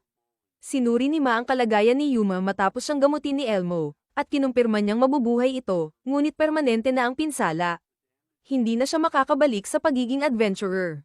Maaaring asahan ng iba na magpapakita ng simpatiya si Aston. Ngunit sa halip, nagkibit-balikat lang siya at sinabing hindi rin naman sulit panatilihin si Yuma sa grupo. Tungkol naman sa kahalagahan ng misyong ito, hinihiling ni Lord Fennel ang isang scarf na gawa sa balat ng Firefox bilang regalo para sa kanyang anak na babae. Para makuha ang pabor ng Maharlika, handang isugal ni Aston ang kanyang buhay para lang sa scarf na iyon. Ngunit ilang saglit pa lang matapos simulan ng plano, biglang sumiklab ang kaguluhan. Inatake sila ng mga lobo sa isang ambush. Agad gumanti si Aston at inutusan si Guile na mag-cast ng proteksyon para sa buong grupo. Sumugod siya sa unahan, ngunit wala ni isang atake ang tumama. Nagpakawala ng sunod-sunod na fireballs ang mga lobo. Nadepensahan ni Aston ang tatlo, ngunit tumama ang ikaapat sa tiyan ni Andres, at agad itong nawalan ng malay. Patuloy na umatake si Aston ngunit hindi pa rin siya makalapat ng tama. Sa wakas, sumigaw si Man ng utos na umatras, babala niyang kritikal na ang lagay ni Andres. Pagkalabas nila ng kuweba, galit na galit at nanginginig si Aston habang hinarap si Guile at inusisa kung bakit hindi nito naprotektahan si Andres. Kalma namang ipinaliwanag ni Ma na gumana ang spell ni Guile, kung hindi, patay na agad si Andres. Walang pasen siyang inutusan siya ni Aston na pagalingin ito, ngunit umiling si Maria. Tanging mga high healer o saint lang ang kayang gamutin ang ganitong kalubang pinsala ng walang paghahanda. Kung hindi agad madadala si Andres sa tamang pasilidad, hindi siya makakaligtas. Kalaunan, nakipagkita si Aston sa alalay ni Lord Fennel, na malamig na ipinabatid ang matinding pagkadismaya ng Maharlika. Nakiusap si Aston para sa isa pang pagkakataon, kumpiyansang makukuha pa rin niya ang balat ng Firefox. Ngunit huli na, lumipas na ang kaarawan ng anak ng Lord. Mas malala pa, ang galit ni Fennel ay hindi dahil sa kabigwang makuha ang regalo. Ang dahilan ay ang paulit-ulit na pangakong walang laman ni Aston. Kung naging tapat lang sana siya tungkol sa panganib ng misyon o pinahinto ito. Maiintindihan sana iyon ni Fennel at pumili na lang ng ibang regalo. Sa halip, tinakpan ni Aston ang sarili niyang kakulangan. Sa isang iglap, naisip niyang isisi kay Zenos ang lahat. Ngunit agad niyang naalala, hindi kailanman opisyal na nairehistro si Zenos bilang miyembro ng Golden Phoenix. Sa mata ng batas, hindi siya umiiral sa kanilang mga tala. Kaya wala siyang masisaysing iba. Walang ibang magawa. Yumuko si Aston ng may hiya, sukdulang kinamumuhian niya ang pagpapakababa sa harap lamang ng isang alalay. Nangakong babawi siya, Ngunit isang tanong lang ang tugon ng alalay, kung kalahati ng grupo mo ay halos hindi na makagalaw, paano mo balak gawin yan? Tiniyak ni Aston na balak niyang kumuha ng bagong miyembro para palitan ang mga nasawi, at sa susunod na magbigay ng misyon si Lord Fennel, tiyak na makakatugon ang Golden Phoenix. Sa sagot na iyon, umalis na ang alalay. Ngunit may agam-agam si Guile, tama ba talagang mangako ng ganoon? Wala silang lead, wala silang bagong recruit, at siguradong hindi nila kayang tapusin ang anumang misyon silang dalawa lang. Ngunit binaliwala ni Aston ang pag-aalala, aniya, may plano na siya. Kahit na patuloy pa ring minamaliit ni Aston si Zenos, hindi niya may kakaila na mas maayos ang naging takbo ng kanilang grupo noong kasama pa nila ito. Kumbinsido siyang babalik si Zenos sa kanila dahil sa kagustuhang makilala at pahalagahan, kahit pa sa kabila ng mga pang-aabuso noon. Kinabukasan, bumaba sina Aston at Guile sa looban upang hanapin si Zenos, bagamat wala silang kahit anong ideya kung saan magsisimula. Doon naisip ni Aston ng isang plano, hihingi siya ng tulong sa 3 pinuno ng mga lokal na fraction, iniisip na ang mga taong Lanze gaya nila ay gagawin ng lahat kapalit ng pera. Maya-maya, sinamahan siya ng isang lizardman papunta kay Zafia. Sinabi ni Aston na nais niyang umupa ng serbisyo. Bahagyang nainis si Zafia dahil nabulabog ang regular niyang pagbisita sa klinika, pero pumayag siyang makinig, sa huli, kliyente pa rin ang kliyente. Ipinakilala ni Aston ang sarili bilang pinuno ng Golden Phoenix at ipinaalam kay Zafia na hinahanap niya ang isang lalaking nagngangalang Zenos. Na dumating umano sa looban mga 2 buwan na ang nakalipas. Saglit na napatahimik si Zafia, naalala niyang ikinwento na ni Zenos kung paanong walang hiya siyang itinaboy ni Aston mula sa grupo. Ang desisyong iyon pa lang ay kabaliwan na, pero ang katotohanang may lakas pa ng loob si Aston na siya ay hanapin ngayon ay sobra-sobra na sa kabalintunaan. Sa pagkasuklim, pinaalis niya si Aston at sinabing mas mahalaga pa ang mga ginagawa ni Zenos kaysa sayangin ang oras sa tulad niya. Kitang-kita sa mukha ni Aston ang pagkapahiya, at sa isang iglap, naisip niyang atakehin si Zafia, ngunit agad din siyang natauhan, tiyak na dudurugin siya nito. Tinanggihan muli, lumapit si Aston sa fraction ni Linga upang humingi ng tulong. Ngunit sa sandaling makilala siya ni Linga, agad siyang pinalayas. Laking gulat ni Aston nang malamang malapit din pala si Linga kay Zenos. At kung may balak siyang manggulo, malamig na paalala ni Linga, kaya niyang patayin si Aston ng 3 beses bago pa ito makakakibo. Dahil sa desperasyon, nilapitan naman ni Aston si Lou. Pero hindi rin siya pinakinggan. Pinagsabihan siyang lumayas at binalaan, kapag narinig niyang inaabala niya si Zenos, dudurugin niya ang bungo nito sa pagitan ng kanyang mga hita nang walang alinlangan. Dali-daling umatras sina Aston at Guile mula sa teritoryo ni Lou. Hindi makapaniwala si Aston, lahat ng 3 pinuno ng fraction ay handang ipagtanggol si Zenos. Pilit niyang iniuugma sa rason ng sitwasyon, sinasabing baka nagkakamali lang sila ng pagkakakilanlan, dahil ang kilala niyang Zenos ay imposibleng magkaroon ng ganitong respeto mula sa iba. Habang pinag-uusapan si Zenos, biglang napansin ni Guile si Zenos na naglalakad kasama si Lely. Katatapos lang nilang mamili at pauwi na sana nang tawagin sila ni Aston. Napatigil si Zenos, hindi makapaniwala sa pagkakita kina Aston at Guile, pero agad siyang tumalikod, malinaw ang kawalan ng interes na balikan ang nakaraan. Tinawag siya ni Aston, buong lakas na idineklara na naroon siya upang personal na salubungin si Zenos pabalik sa Golden Phoenix. Ngunit bago pa man matapos ang kanyang sinasabi, tahasang tumanggi si Zenos. Nang laki ang mata ni Aston, sigurado siyang tatanggapin agad ni Zenos ang alok. Pero kalmadong ipinaalala ni Zenos ang mga naranasan niya noon, kakarampot na bayad, walang tigil na pambabastos, at walang kahit anong dahilan para bumalik. Gayunpaman, kung talagang desperado si Aston, inalok siya ni Zenos ng kompromiso, maaari siyang sumama sa ilang misyon, depende kung kailan siya may libreng oras. Ngunit naglatag si Zenos ng mga bagong kondisyon, 50,000 para sa simpleng paggagamot. 1,000,000 para sa malubhang lunas, at may karagdagang bayad para sa defensive magic at buffs. Kung ayaw magbayad ni Aston, wala na silang dapat pang pag-usapan. Paglingon ni Zenos para muling umalis, galit na galit si Aston sa muling pagtanggi kaya naglabas siya ng espada. Ngunit bago pa siya makasugod, isang malakas na pagsabog ang tumilapon sa kanya palayo. Lumapit si Krishna, hindi natitinag. Binalaan niya si Aston na ang pag-atake sa harap ng isang Royal Knight ay isang napakalaking kahangalan. Dumaan lang siya para makita si Zenos, pero dahil sa pagtatangkang iyon ni Aston, kailangan na niya itong arestuhin. Tumakas si Aston, ayaw harapin ang pagkakakulong. Matapos ang kaguluhan, umuwi na sina Zenos at Lely upang makapagpahinga. Ilang sandali pa, Dumating sina Zaya, Linga, at Lu para ipaalam kay Zenos na sinubukan silang kumbinsihin ni Aston na tulungan siyang hanapin ito. Bagamat tinanggihan nilang lahat, nananatiling balisa si Zaya, may kutob siyang hindi pa tapos si Aston. Binalaan niya si Zenos na kung lalapit si Aston sa illegal na underground guild, baka magpatawag ito ng assassin dahil sa sama ng loob. Totoo, mahal ang serbisyo ng mga ito, at sa katotohanang hinanap pa ni Aston si Zenos kaysa kumuha ng bagong miyembro, malamang kapos na ito sa pera. Gayunpaman, binanggit ni Zaya ang isang alingasngas na nakababahala, ang tungkol sa isang nilalang na kilala lang bilang The Guide, isang misteryosong tauhan na pumapayag sa mga misyon ng walang bayad. Basta't natupad ang ilang kondisyon. Kapag nakuha ni Aston ang kanyang atensyon, maaaring mapahamak si Zenos. Paggabi, hindi makatulog si Zenos, nababalisa dahil sa nangyari. Lumapit si Camila, halatang nag-aalala.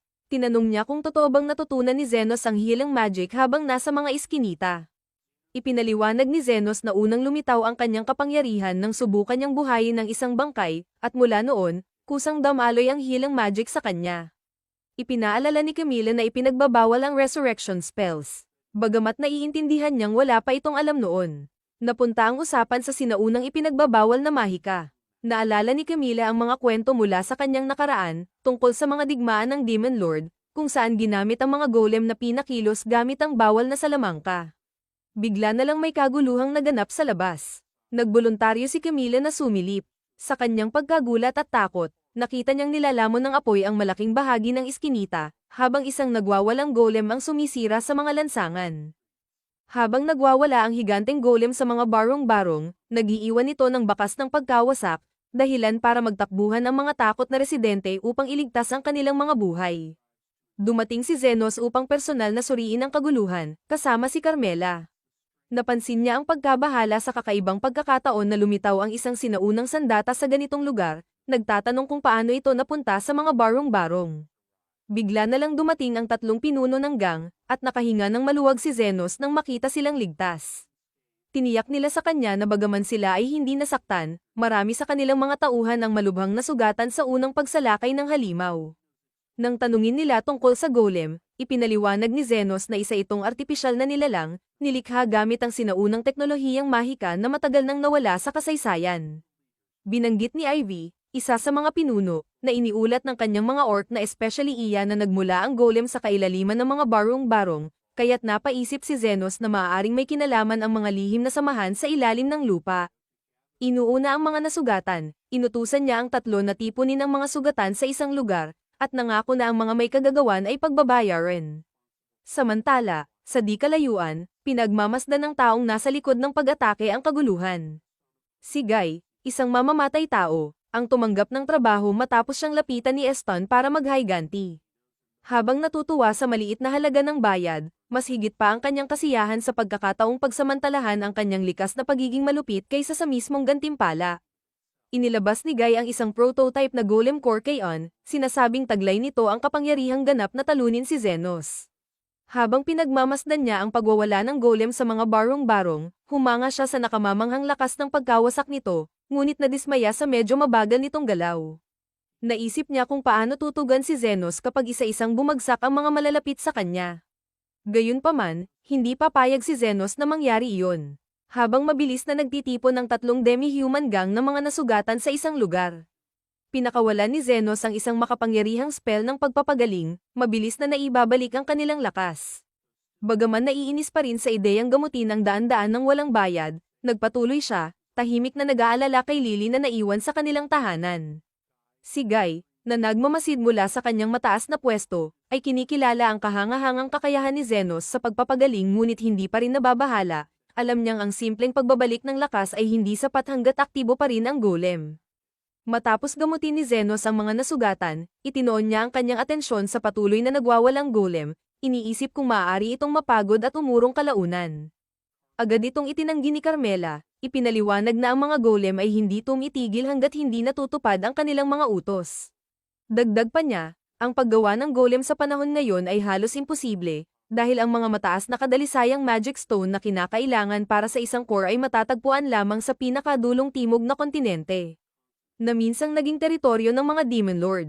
Ang mga batong ito ay matagal nang naubos, at ang mga madilim na sining na kinakailangan upang likhain ang ganitong nilalang ay halos nawala na sa alamat, kaya't napaisip si Zenos kung sino pa ang maaaring may kakayahang mag-angkin ng ganitong bihirang mga yaman.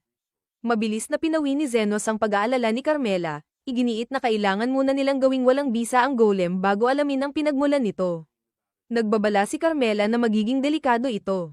Ngunit tumanggi ang mga babae na manood na lamang habang winawasak ang kanilang tahanan. Nang tanungin ni Zenos kung paano papatigilin ang nilalang, ipinaliwanag ni Carmela na kailangang wasakin ang core nito, dahil patuloy itong mare-regenerate kung hindi. Gayunpaman, sandaling nag-alinlangan si Zenos, ayaw niyang sirain ang core dahil maaari pa niya itong may benta sa hinaharap. Sa kabila nito, pinamunuan niya ang grupo patungo sa golem, sabay casting ng makapangyarihang buff upang palakasin ang kanilang bilis at lakas. Ang mga babae, na ngayon ay pinalakas ang kakayahan, ay umatake sa golem ng may bagong sigla, isang malakas na hampas na agad na nagwasak ng binti nito, dahilan upang bumagsak ito sa lupa. Ngunit mabilis ang pag-aayos ng golem, at gumanti ito sa pamamagitan ng paglipad kay Linga sa ere. Mabilis na kumilos si Zenos, sabay gamutin ang mga sugat nito sa aktwal na oras, kaya't parang simoy ng hangin lang ang tama. Bagaman kinakalawang na mula sa ilang buwang walang laban, nahanap muli ni Zenos ang kanyang ritmo. Mahusay na nagbabago sa pagitan ng pag-atake, depensa, at pagpapagaling habang pinapanatili ang tamang distansya upang masulit ang kanyang mahika. Ang mga babae, na ngayon ay nakasynchronize sa kanyang suporta, ay tumutok sa mga galamay ng golem, sinasamantala ang pagkaantala ng pag-regenerate nito. Sa utos ni Zenos, sabay nilang winasak ang parehong binti ng golem, dahilan upang ito'y bumagsak muli sa lupa. Ngunit habang bumabagsak ang golem, napansin ni Zenos ang isang nag-iisang batang babae na natrap sa daraanan nito. Mabilis ang tibok ng puso niya nang mapagtanto niyang wala siyang malinaw na linya ng pananaw upang mag-cast ng protection na spell. Desperado, mabilis siyang tumakbo pasulong, umaasang maprotektahan ang bata sa tamang oras, ngunit laking gulat niya nang makita niyang ang golem mismo ang umiwas upang hindi madaganan ang bata, isang nakakagulat na kilos ng hindi inaasahang pagpipigil. Sandaling nag-alinlangan si Zenos, naguguluhan sa biglaang pagpipigil ng golem, ngunit agad na nagsimulang mag-scan ng detalyado habang tumatakas ang batang babae patungo sa ligtas na lugar. Ilang sandali pa, dumating si Carmela, napansin ang kakaibang kilos ng golem.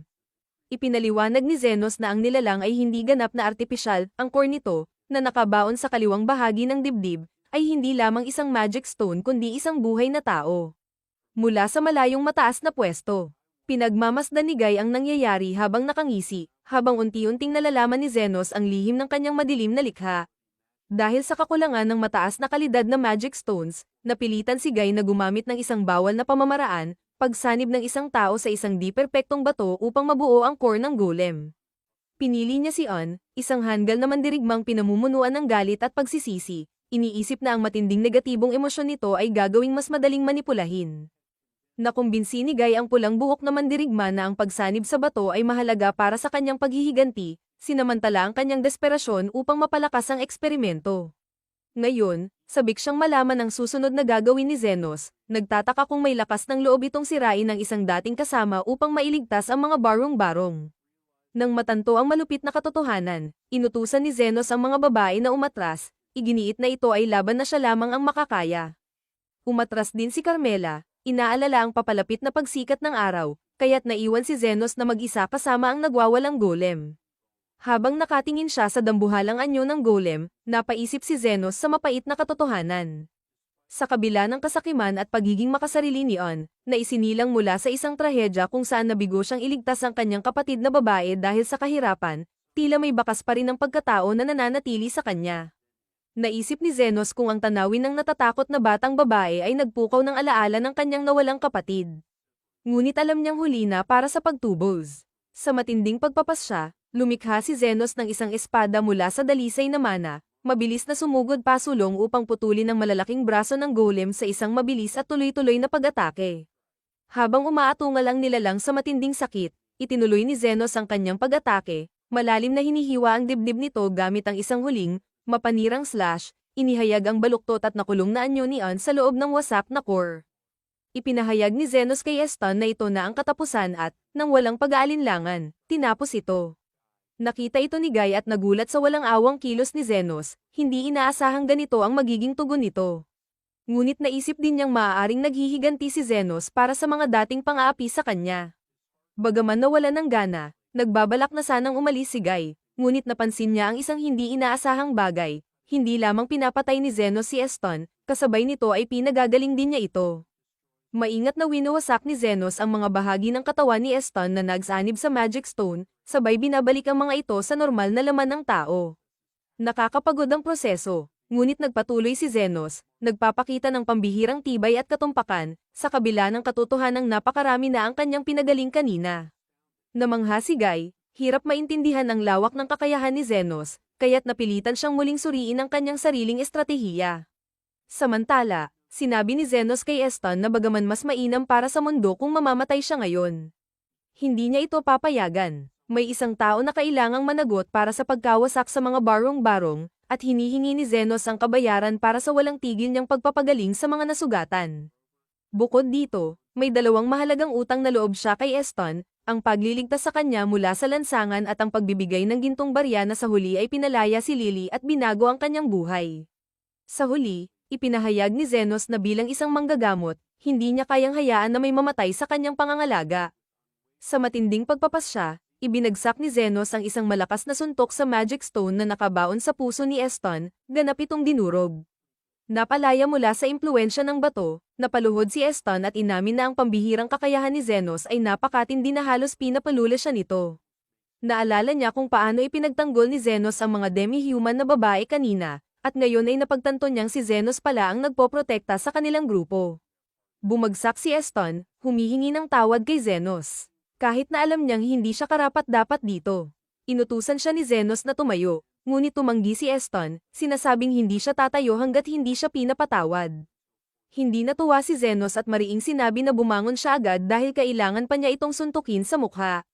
Nabigla si Eston nang makita niyang kinokolekta ni Zenos ang natitirang mana niya upang palakasin ang suntok ng 10 beses. Habang umatras si Zenos, ngumiti siya ng kakaiba, isiniwalat na isa pa sa dahilan kung bakit niya pinatawad si Eston ay upang maibigay ang suntok na ito. Sa isang mabilis na galaw, pinakawalan ni Zenos ang kanyang buong lakas, tumama kay Eston at itinapon ito sa malayo. Ilang minuto ang lumipas, nagkamalay si Eston at nakita si Krish na nakatayo sa tabi niya. Tinanong niya kung nasaan si Zenos, at ipinaalam ni Krish na nakasalubong niya ito kanina. Ikinwento ni Zenos ang lahat ng nangyari sa kanya. Sinabi rin ni Krish na isang himala na walang nasaktan, at binalaan si Eston na habang buhay na utang na loob niya si Zenos.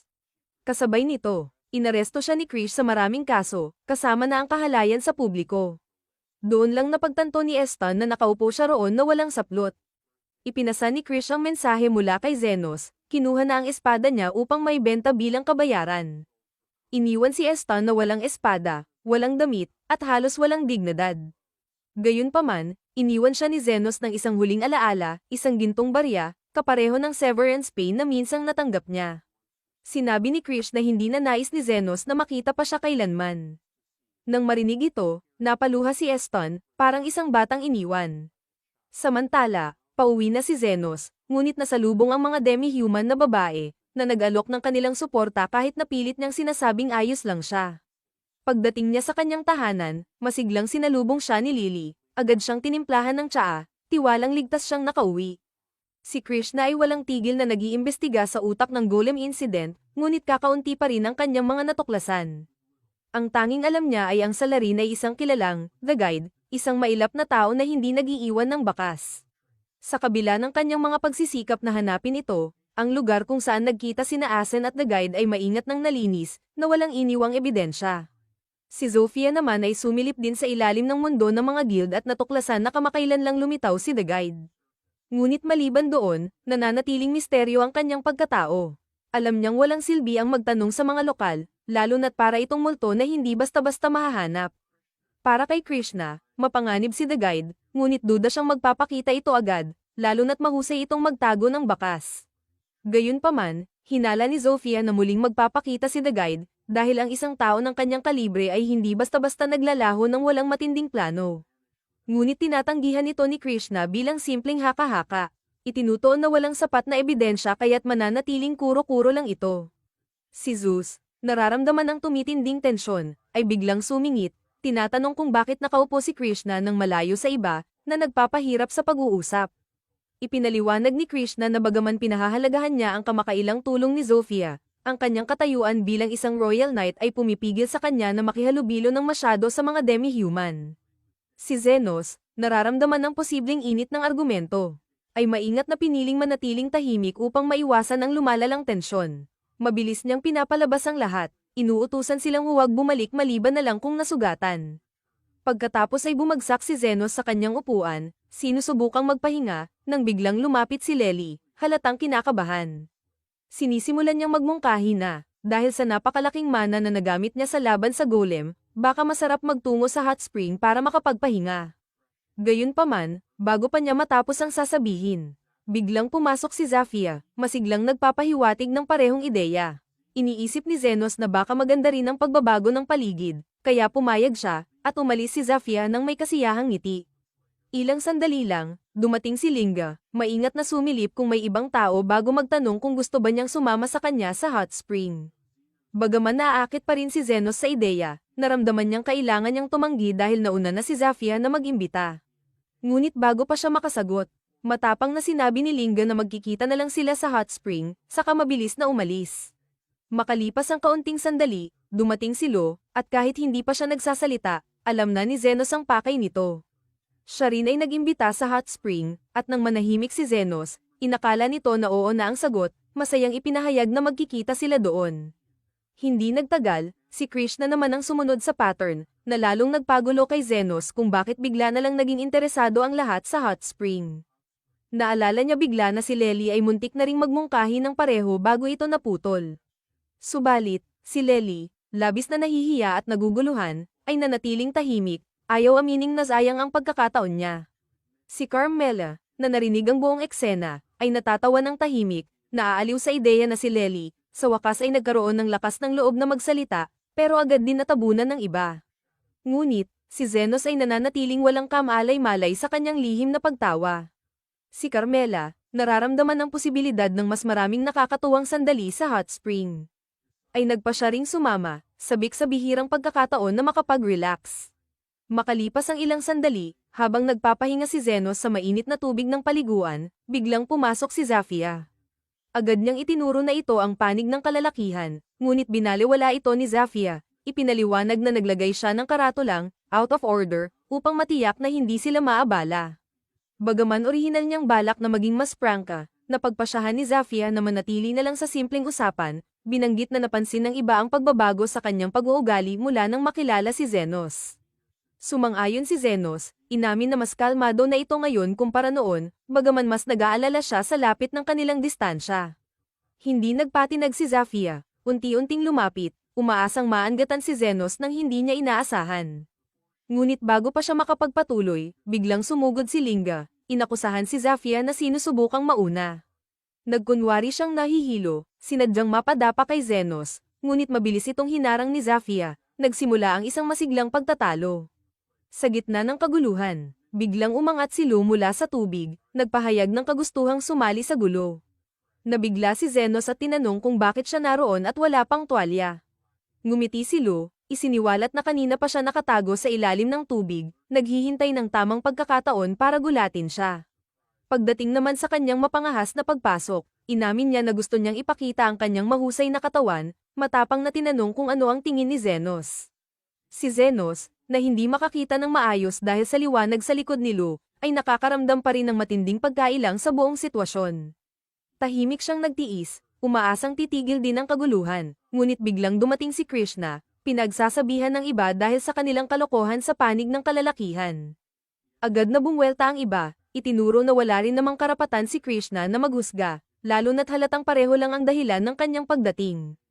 Iginiit ni Krishna na hindi iyon ang punto, na nagdulot ng mas maingay pang pagtatalo habang ang apat ay nagsimulang magtalo-talo tungkol kay Zenos.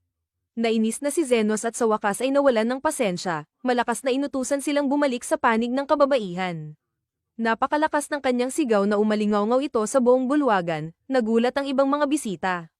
Isa sa mga nakarinig ng kaguluhan ay napabulong tungkol sa kapal ng mukha ng mga sumasalakay sa panig ng kalalakihan, umaasang hindi masisira ang kanyang bakasyon dahil dito. Nang sa wakas ay bumalik ang mga babae sa kanilang panig, kitang-kita ang kanilang pagkadismaya, nadismaya sa pagtanggi ni Zenos. Gayunpaman, hindi nagtagal ay natagpuan nila ang kanilang sarili na nagkakabonding dahil sa kanilang pinagdaanan, ikinagulat ng isang onlooker na hindi akalain na makakakita ng isang tao, werewolf, ogre, at lizard king na nag-uusap na parang matagal ng magkaibigan. Pagkatapos, habang unti-unti nang nalilimes ang paliguan at naghahanda ang grupo para sa pagkain. Si Krishna ay nananatiling nag-aatubili, nahihirapang aminin na tunay na nasisiyahan siya sa kanilang samahan. Pagkatapos, iniayos ni Zenos ang kumot ni Lely bago siya lumabas sa balkonahe, kung saan naghihintay si Carmela. Tinukso siya ni Carmela, tinanong kung nagsisimula na ba siyang magsaya. Inamin ni Zenos na masarap ang pagkain, ngunit mabilis din itong nasira nang magsimulang uminom ang iba at magunahan sa pagkuha ng kanyang atensyon. Natatawa si Carmela sa kanyang kalagayan, bahagyang humajakjek. Sabay sabing dapat niyang pahalagahan ang mga ganitong magagaan na sandali habang may pagkakataon pa, dahil nararamdaman niyang magiging mas magulo pa ang buhay nito. Sinaway siya ni Zenos, sinabing tigilan na ang pag-akit sa kapalaran, ngunit huli na, madalang magkamali ang intuwisyon ni Carmela. Bigla niyang naalala na ang mga rates ay hindi kayang magtagal sa sikat ng araw, kaya nagtaka siya kung paano nakasama si Carmela sa kanila. Agad namang ipinaliwanag ni Carmela na sinapian lang niya ang baston na nandoon. At ipinasama kay Lely, dahil ang mga rates ay maaari lamang manahan sa mga bagay na konektado sa kanila noong nabubuhay pa sila. Nang subukang ungkatin ni Zenos ang kanyang nakaraan, mabilis na ibinaling ni Carmela ang usapan, nag-alok na lang ng alak para sa kanya. Kinabukasan, isang malakas na pagsabog ang Yumanig sa kusina, agad na nagtungo si Yuman sa pinagmulan ng ingay. Natagpuan niya ang isa sa mga tagapamahala ng inn na nakahandusay, ang kanyang braso ay malubhang napaso matapos sumabog ang isang fire magic stone sa kalan. Bilang isang healer, mabilis na tinulungan ni Yuman ang lalaki, ngunit inamin niyang hindi sapat ang kanyang kakayahan para ganap na maibalik ang lakas ng braso nito. Hinimok niya ang iba na dalhin ang lalaki sa pinakamalapit na Royal Hospital para sa mas maayos na paggamot, bagaman natatakot siyang baka hindi na tuluyang gumaling ang braso nito. Maya-maya, dumating si Zenos, at agad siyang nilapitan ni Yuman, nagmamakaawa na tulungan ang nasugatan. Ngunit si Zenos, na may kalmadong ngunit malamig na tingin, ay mabilis na tinasa ang sugat at itinuring itong minor lamang, saka nagpatuloy sa kanyang lakad, binanggit na may sasakyan pa siyang dapat habulin. Bilang huling kilos, walang sabi-sabing pinagaling ni Zenos ang lalaki bago tuluyang umalis, kasama si Lely sa kanyang tabi. Si Yuman, sandaling natulala, ay mabilis na tinawag si Zenos sa isip bilang isang walang pusong tao, iniisip na binaliwala nito ang kalagayan ng sugatang lalaki. Ngunit nang muling tumingin siya pababa, napansin niyang ganap nang gumaling ang braso ng tagapamahala ng inn, na nagdulot ng labis na pagkalito sa kanya dahil sa tahimik na kabutihan ni Zenos. Nagtaka siya kung ang kanyang healing magic ang sanhi nito, ngunit alam niyang hindi sapat ang kanyang kakayahan, tanging mga santo o mga high-level healers lang ang kayang gumawa ng ganitong himala. Napagtanto niyang malamang si Zenos ang gumawa nito, isang bihasang manggagamot. Agad niyang iniulat ito sa kanyang nakatataas, si Ernardo, na nagulat sa balita tungkol sa isang elite healer na malayang naglalakbay sa bansa. Malamang nagugustuhin ng gobyerno na gawing pambansang yaman ang ganoong tao. Ngunit mahirap itong matunton dahil ang tanging natatandaan ni Yuman ay may itim na buhok si Zenos. Hindi naman labis na nabahala si Ernardo, kung nagpagaling si Zenos ng isang malubhang na sugatan ng walang bayad, malamang na may dangal itong tao, kaya't walang masamang idudulot kung pabayaan itong kumilos ng malaya. Ngunit nang mabanggit ni Yuman na nakasuot si Zenos ng itim na overcoat, biglang nagbago ang interes ni Ernardo. Napagtanto niyang maaaring sulit ang pagsubok na hanapin ito. Nagtanong si Yuman kung paano niya planong gawin ito. Inisip ni Ernardo na dahil walang opisyal na record si Zenos, malamang na hindi ito lisensyado at malamang na kumikilos sa mga slum. Nagsimula siyang bumuo ng plano para makalapit kay Zenos. Kinahapunan, biglang dinala ni Zan si Ernardo sa opisina ni Zenos, nagmamakaawa para sa tulong. Si Zan, na walang ideya kung sino ang lalaki, ay dinala siya matapos itong bumagsak, dumudura ng maraming dugo at nasa kritikal na kalagayan. Binalaan ni Zenos si Zan na maaaring nakakahawa ang lalaki at inutusan ang lahat na lumayo hanggang matapos niya ang paunang pagsusuri. Base sa kanyang obserbasyon, malubha ang pinsala sa baga ng lalaki, kahalintulad ng red lung disease. Inutusan niya si Lely na manatiling malayo. Ang red lung pandemic ay minsang kumitil ng maraming buhay at lubhang nakakahawa, ngunit inakalang tuluyan ng napuksa matapos matagpuan ang lunas. Nagtataka si Zenos kung paano ito nakuha ng lalaki. Tumayo si Ernardo. Humanga sa mabilis na pagsusuri ni Zenos, at ipinakilala ang sarili bilang isang elite healer mula sa Royal Hospital, bagaman inamin niyang limitado ang kanyang kakayahan sa healing magic. Sa sandaling iyon, dumating si Human, pinagalitan si Bernardo dahil sa walang ingat nitong pagpapasakit sa sarili para lamang makilala si Zenos. Ipinilit ni Bernardo na wala siyang ibang pagpipilian at inamin na masakit ang kanyang nararamdaman. Kinuha niya ang isang vial at ininom ito, ipinaliwanag na uminom siya ng gamot na nagdudulot ng sintomas ng red lung. Umaasang ang mga lokal ay gagabay sa kanya kay Zenos. Sinigurado niya kay Zenos na mawawala rin ang mga epekto nito, dahil uminom na rin siya ng antidote. Nagtanong si Zenos kung bakit may ganoong gamot si Bernardo.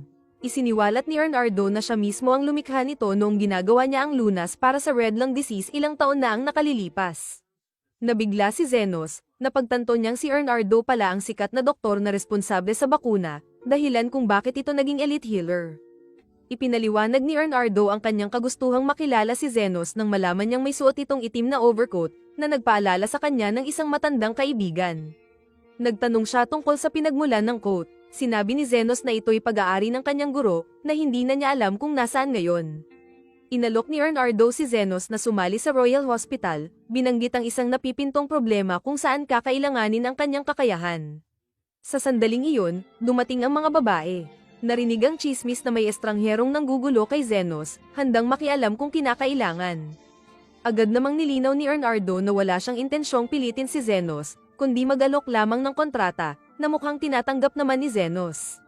Nagtanong si Sophie kung sigurado ba si Zenos sa kanyang desisyon, ngunit itinuturing ni Zenos na matalino ang hakbang na ito, ngayong alam na ng Royal Hospital ang tungkol sa kanyang lihim na klinika, mahalagang makuha ang suporta ni Bernardo. Bukod pa rito, noong kasagsagan ng Red Lung Crisis, walang pag-aatubiling ipinamahagi ni Bernardo ang lunas sa mga slum ng walang bayad, patunay ng kanyang integridad. Buo ang tiwala ni Zenos sa kanya.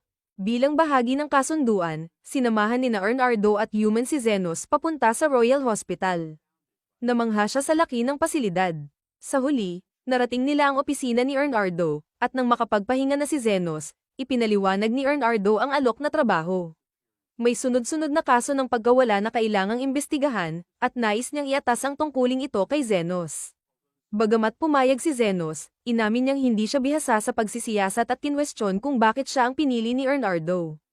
Ipinaliwanag ni Bernardo na bilang kasapi ng Royal Hospital, magkakaroon si Zenos ng akses sa mga eksklusibong programa na makatutulong sa mas madali ang pagkuha ng impormasyon. Gayunpaman, nag-aalala si Zenos na ang pag-akit ng pansin ay maaaring ilagay sa panganib ang kanyang pagkakakilanlan. Pinakalma siya ni Ram Arrow, may inihanda na itong kwento para sa kanyang pagkatao. Nag-aral daw si Zenos sa ibang bansa at ngayon lang bumalik. Nagdududa si Zenos kung maniniwala ang ibang mga manggagamot sa ganoong kwento. Ngunit tiniyak ni Bernardo na sa basbas ng isang elite healer, walang magtatanong pa. Pagkatapos nito, sinamahan ni Human si Zenos sa dormitoryo ng ospital kung saan siya maninirahan sa mga susunod na linggo. Laking gulat niya nang makita si Lely na naghihintay doon. Nang tanungin niya kung bakit, ipinaliwanag ni Human na inaprubahan ni Bernardo ang mga papeles para sa paglipat ni Lely. Pinapayagan ng patakaran sa dormitoryo ang mga manggagamot na manirahan kasama ang kanilang asawa o malapit na kamag-anak. Nagbiro si Lely na asawa na raw siya ngayon ni Zenos, ngunit ang totoo, itinala siya ni Human bilang nakababatang kapatid na babae ni Zenos. Iminungkahi ni Human ang presensya ni Lely upang matulungan si Zenos na mas maging panatag. Alam niyang mag-aalala ito kung may iwan si Lely. Taos-pusong nagpapasalamat si Zenos sa kanyang malasakit. Pagkaalis ni Human, dumating naman si Carmela. Nauunawaan ni Zenos kung bakit naroon si Lely, ngunit wala siyang ideya kung bakit si Carmela ay naglakbay pa patungo sa kabisera. Sa totoo lang, wala namang matibay na dahilan si Carmela, gusto lang talaga niyang asarin si Zenos, lalo na tila palaging sinusundan ito ng mga hindi pangkaraniwang pangyayari.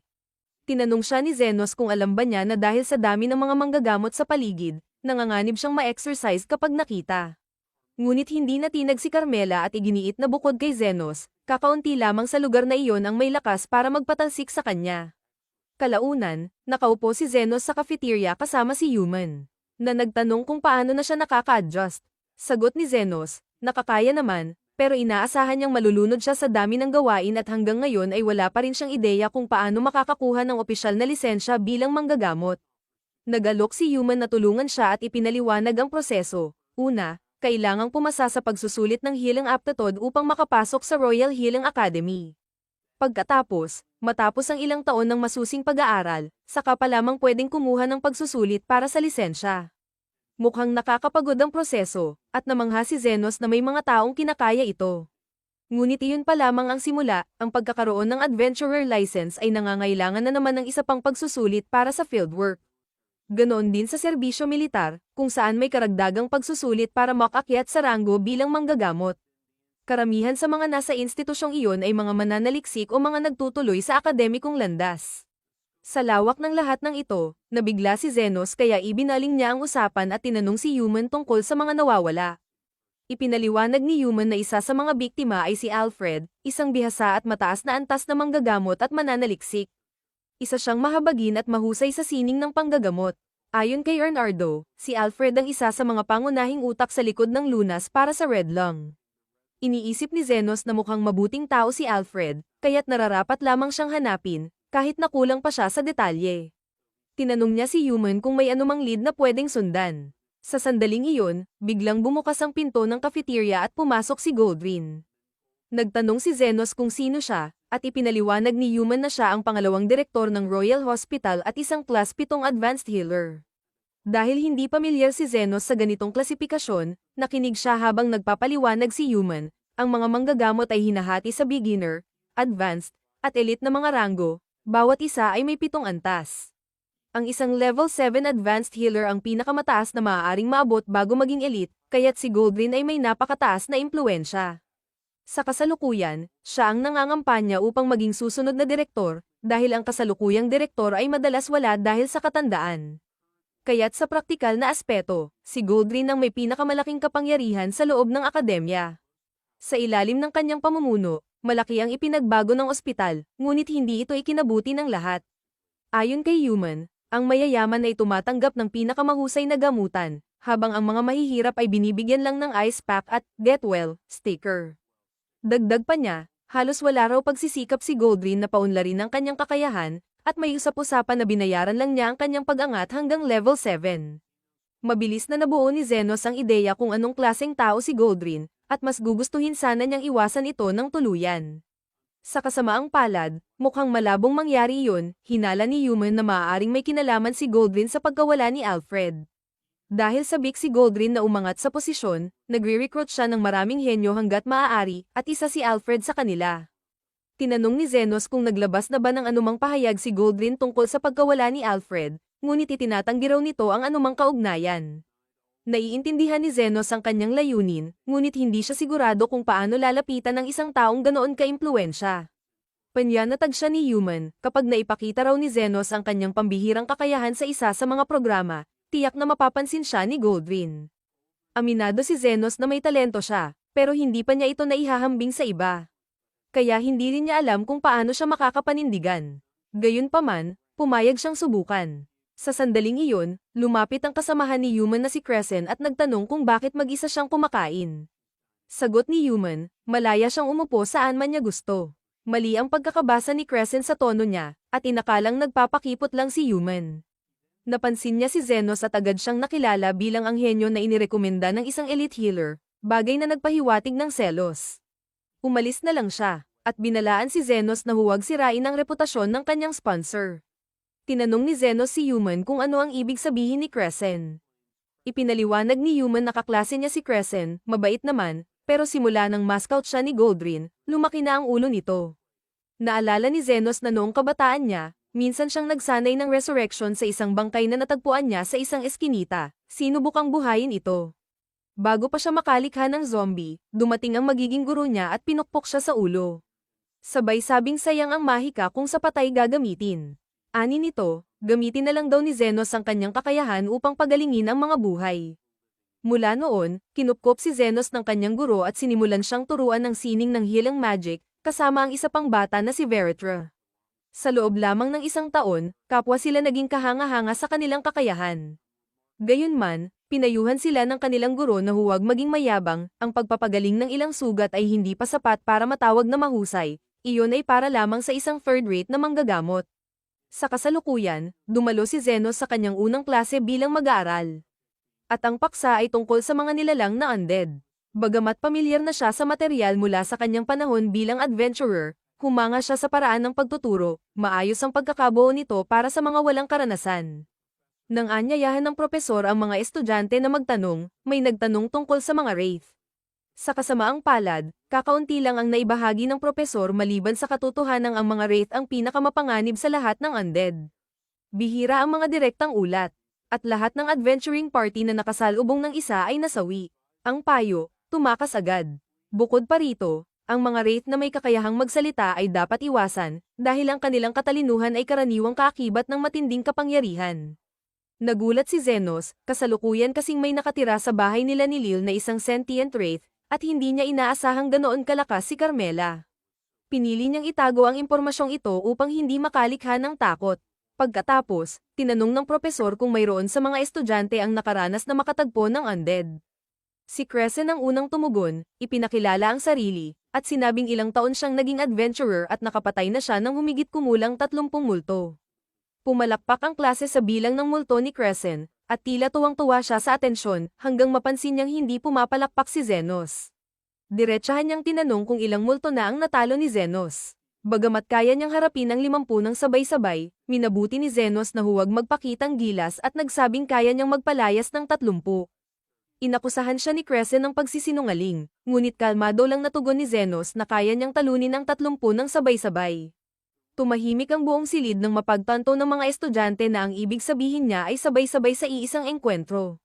Hinimok nila siyang magbahagi pa, at ikinwento ni Zenos kung paano siya pumasok sa isang underground labyrinth na punong-puno ng mga multo, patuloy lang siyang nag-cast ng heal hanggang sa wala nang natira. Mabilis na natukoy ng mga estudyante na ang tinutukoy niya ay ang Garments and Labyrinth. Isang lugar na iniiwasan pa nga ng mga gold-class adventurer. Hindi na kailangang sabihin, lahat ay namangha, bagamat nanatiling may duda si Crescent at ayaw tanggapin na nahijitan siya ni Zenos. Ang susunod na klase ay tungkol sa mga Magic Circle.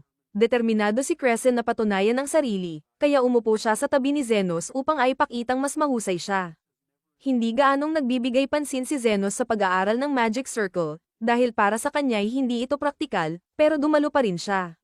Nang magpakita ang propesor ng isang Magic Circle at humiling ng boluntaryo upang iguhit ito sa pisara, sabik na lumapit si Crescent at gumuhit ng perpektong hilang circle, na umani ng papuri mula sa propesor. Kasunod nito, mayabang niyang inalok si Zenos na gumuhit rin. Bagamat hindi balak ni Zenos na makilahok, wala na siyang magagawa. Naalala niya ang isang magic circle na itinuro ng kanyang master noon at nagpasya siyang iyon na lang ang iguhit. Kinutya ni Crescent si Zenos at pinagtawanan ng guhit niyang magic circle dahil wala itong kahawig sa mga nasa textbook. Ngunit natigilan sa gulat ang propesor ng masdan ito, ang circle ni Zenos ay higit pa sa simpleng healing, kahawig ito ng regeneration array pero may kakaibang disenyo. Kinumpirma ni Zenos na ito nga ay isang regeneration circle, bagamat hindi karaniwan. Kung ang pasyente ay nawalan ng ilang daliri, pabigla-bigla itong nagpapabalik ng isa lamang. Isa itong hindi praktikal na spell na ubos mana at bihira ang nakakagamit, pero nakast ito ni Zenos nang walang kahirap-hirap. Hindi niya ito masyadong kapaki-pakinabang. Dahil kaya naman niyang mag-regenerate ng mga bahagi ng katawan ng mas mabilis kahit wala ito. Namangha ang propesor sa galing ni Zenos at agad siyang inanyayahang sumali sa kanyang research lab. Magalang itong tinanggihan ni Zenos, habang nagngingit-ngit si Crescent sa Athens yung natanggap nito. Maya-maya, kumalat ang balita tungkol sa isang pambihirang estudyante at nakarating ito kay Goldrin. Ayon sa ulat, kaya raw ng batang ito na patumbahin ng 30 multo ng sabay-sabay. Unay ipinagkibit balikat lang ito ni Goldrin bilang chismis, hanggang sa maibalita ang pagtaas ng aktibidad ng mga undead sa sementeryo. Agad siyang nagplano ng isang pagsubok, ay padadala niya si Zenos para sa eksorsismo sa libingan. Kung magtagumpay ang binata, saka lamang niya isasaalang-alang ang pagre-recruit dito. Kinagabihan, sumama si Zenos sa itinalagang unit para sa eksorsismo, kasama si Crescent na siyang namuno sa grupo.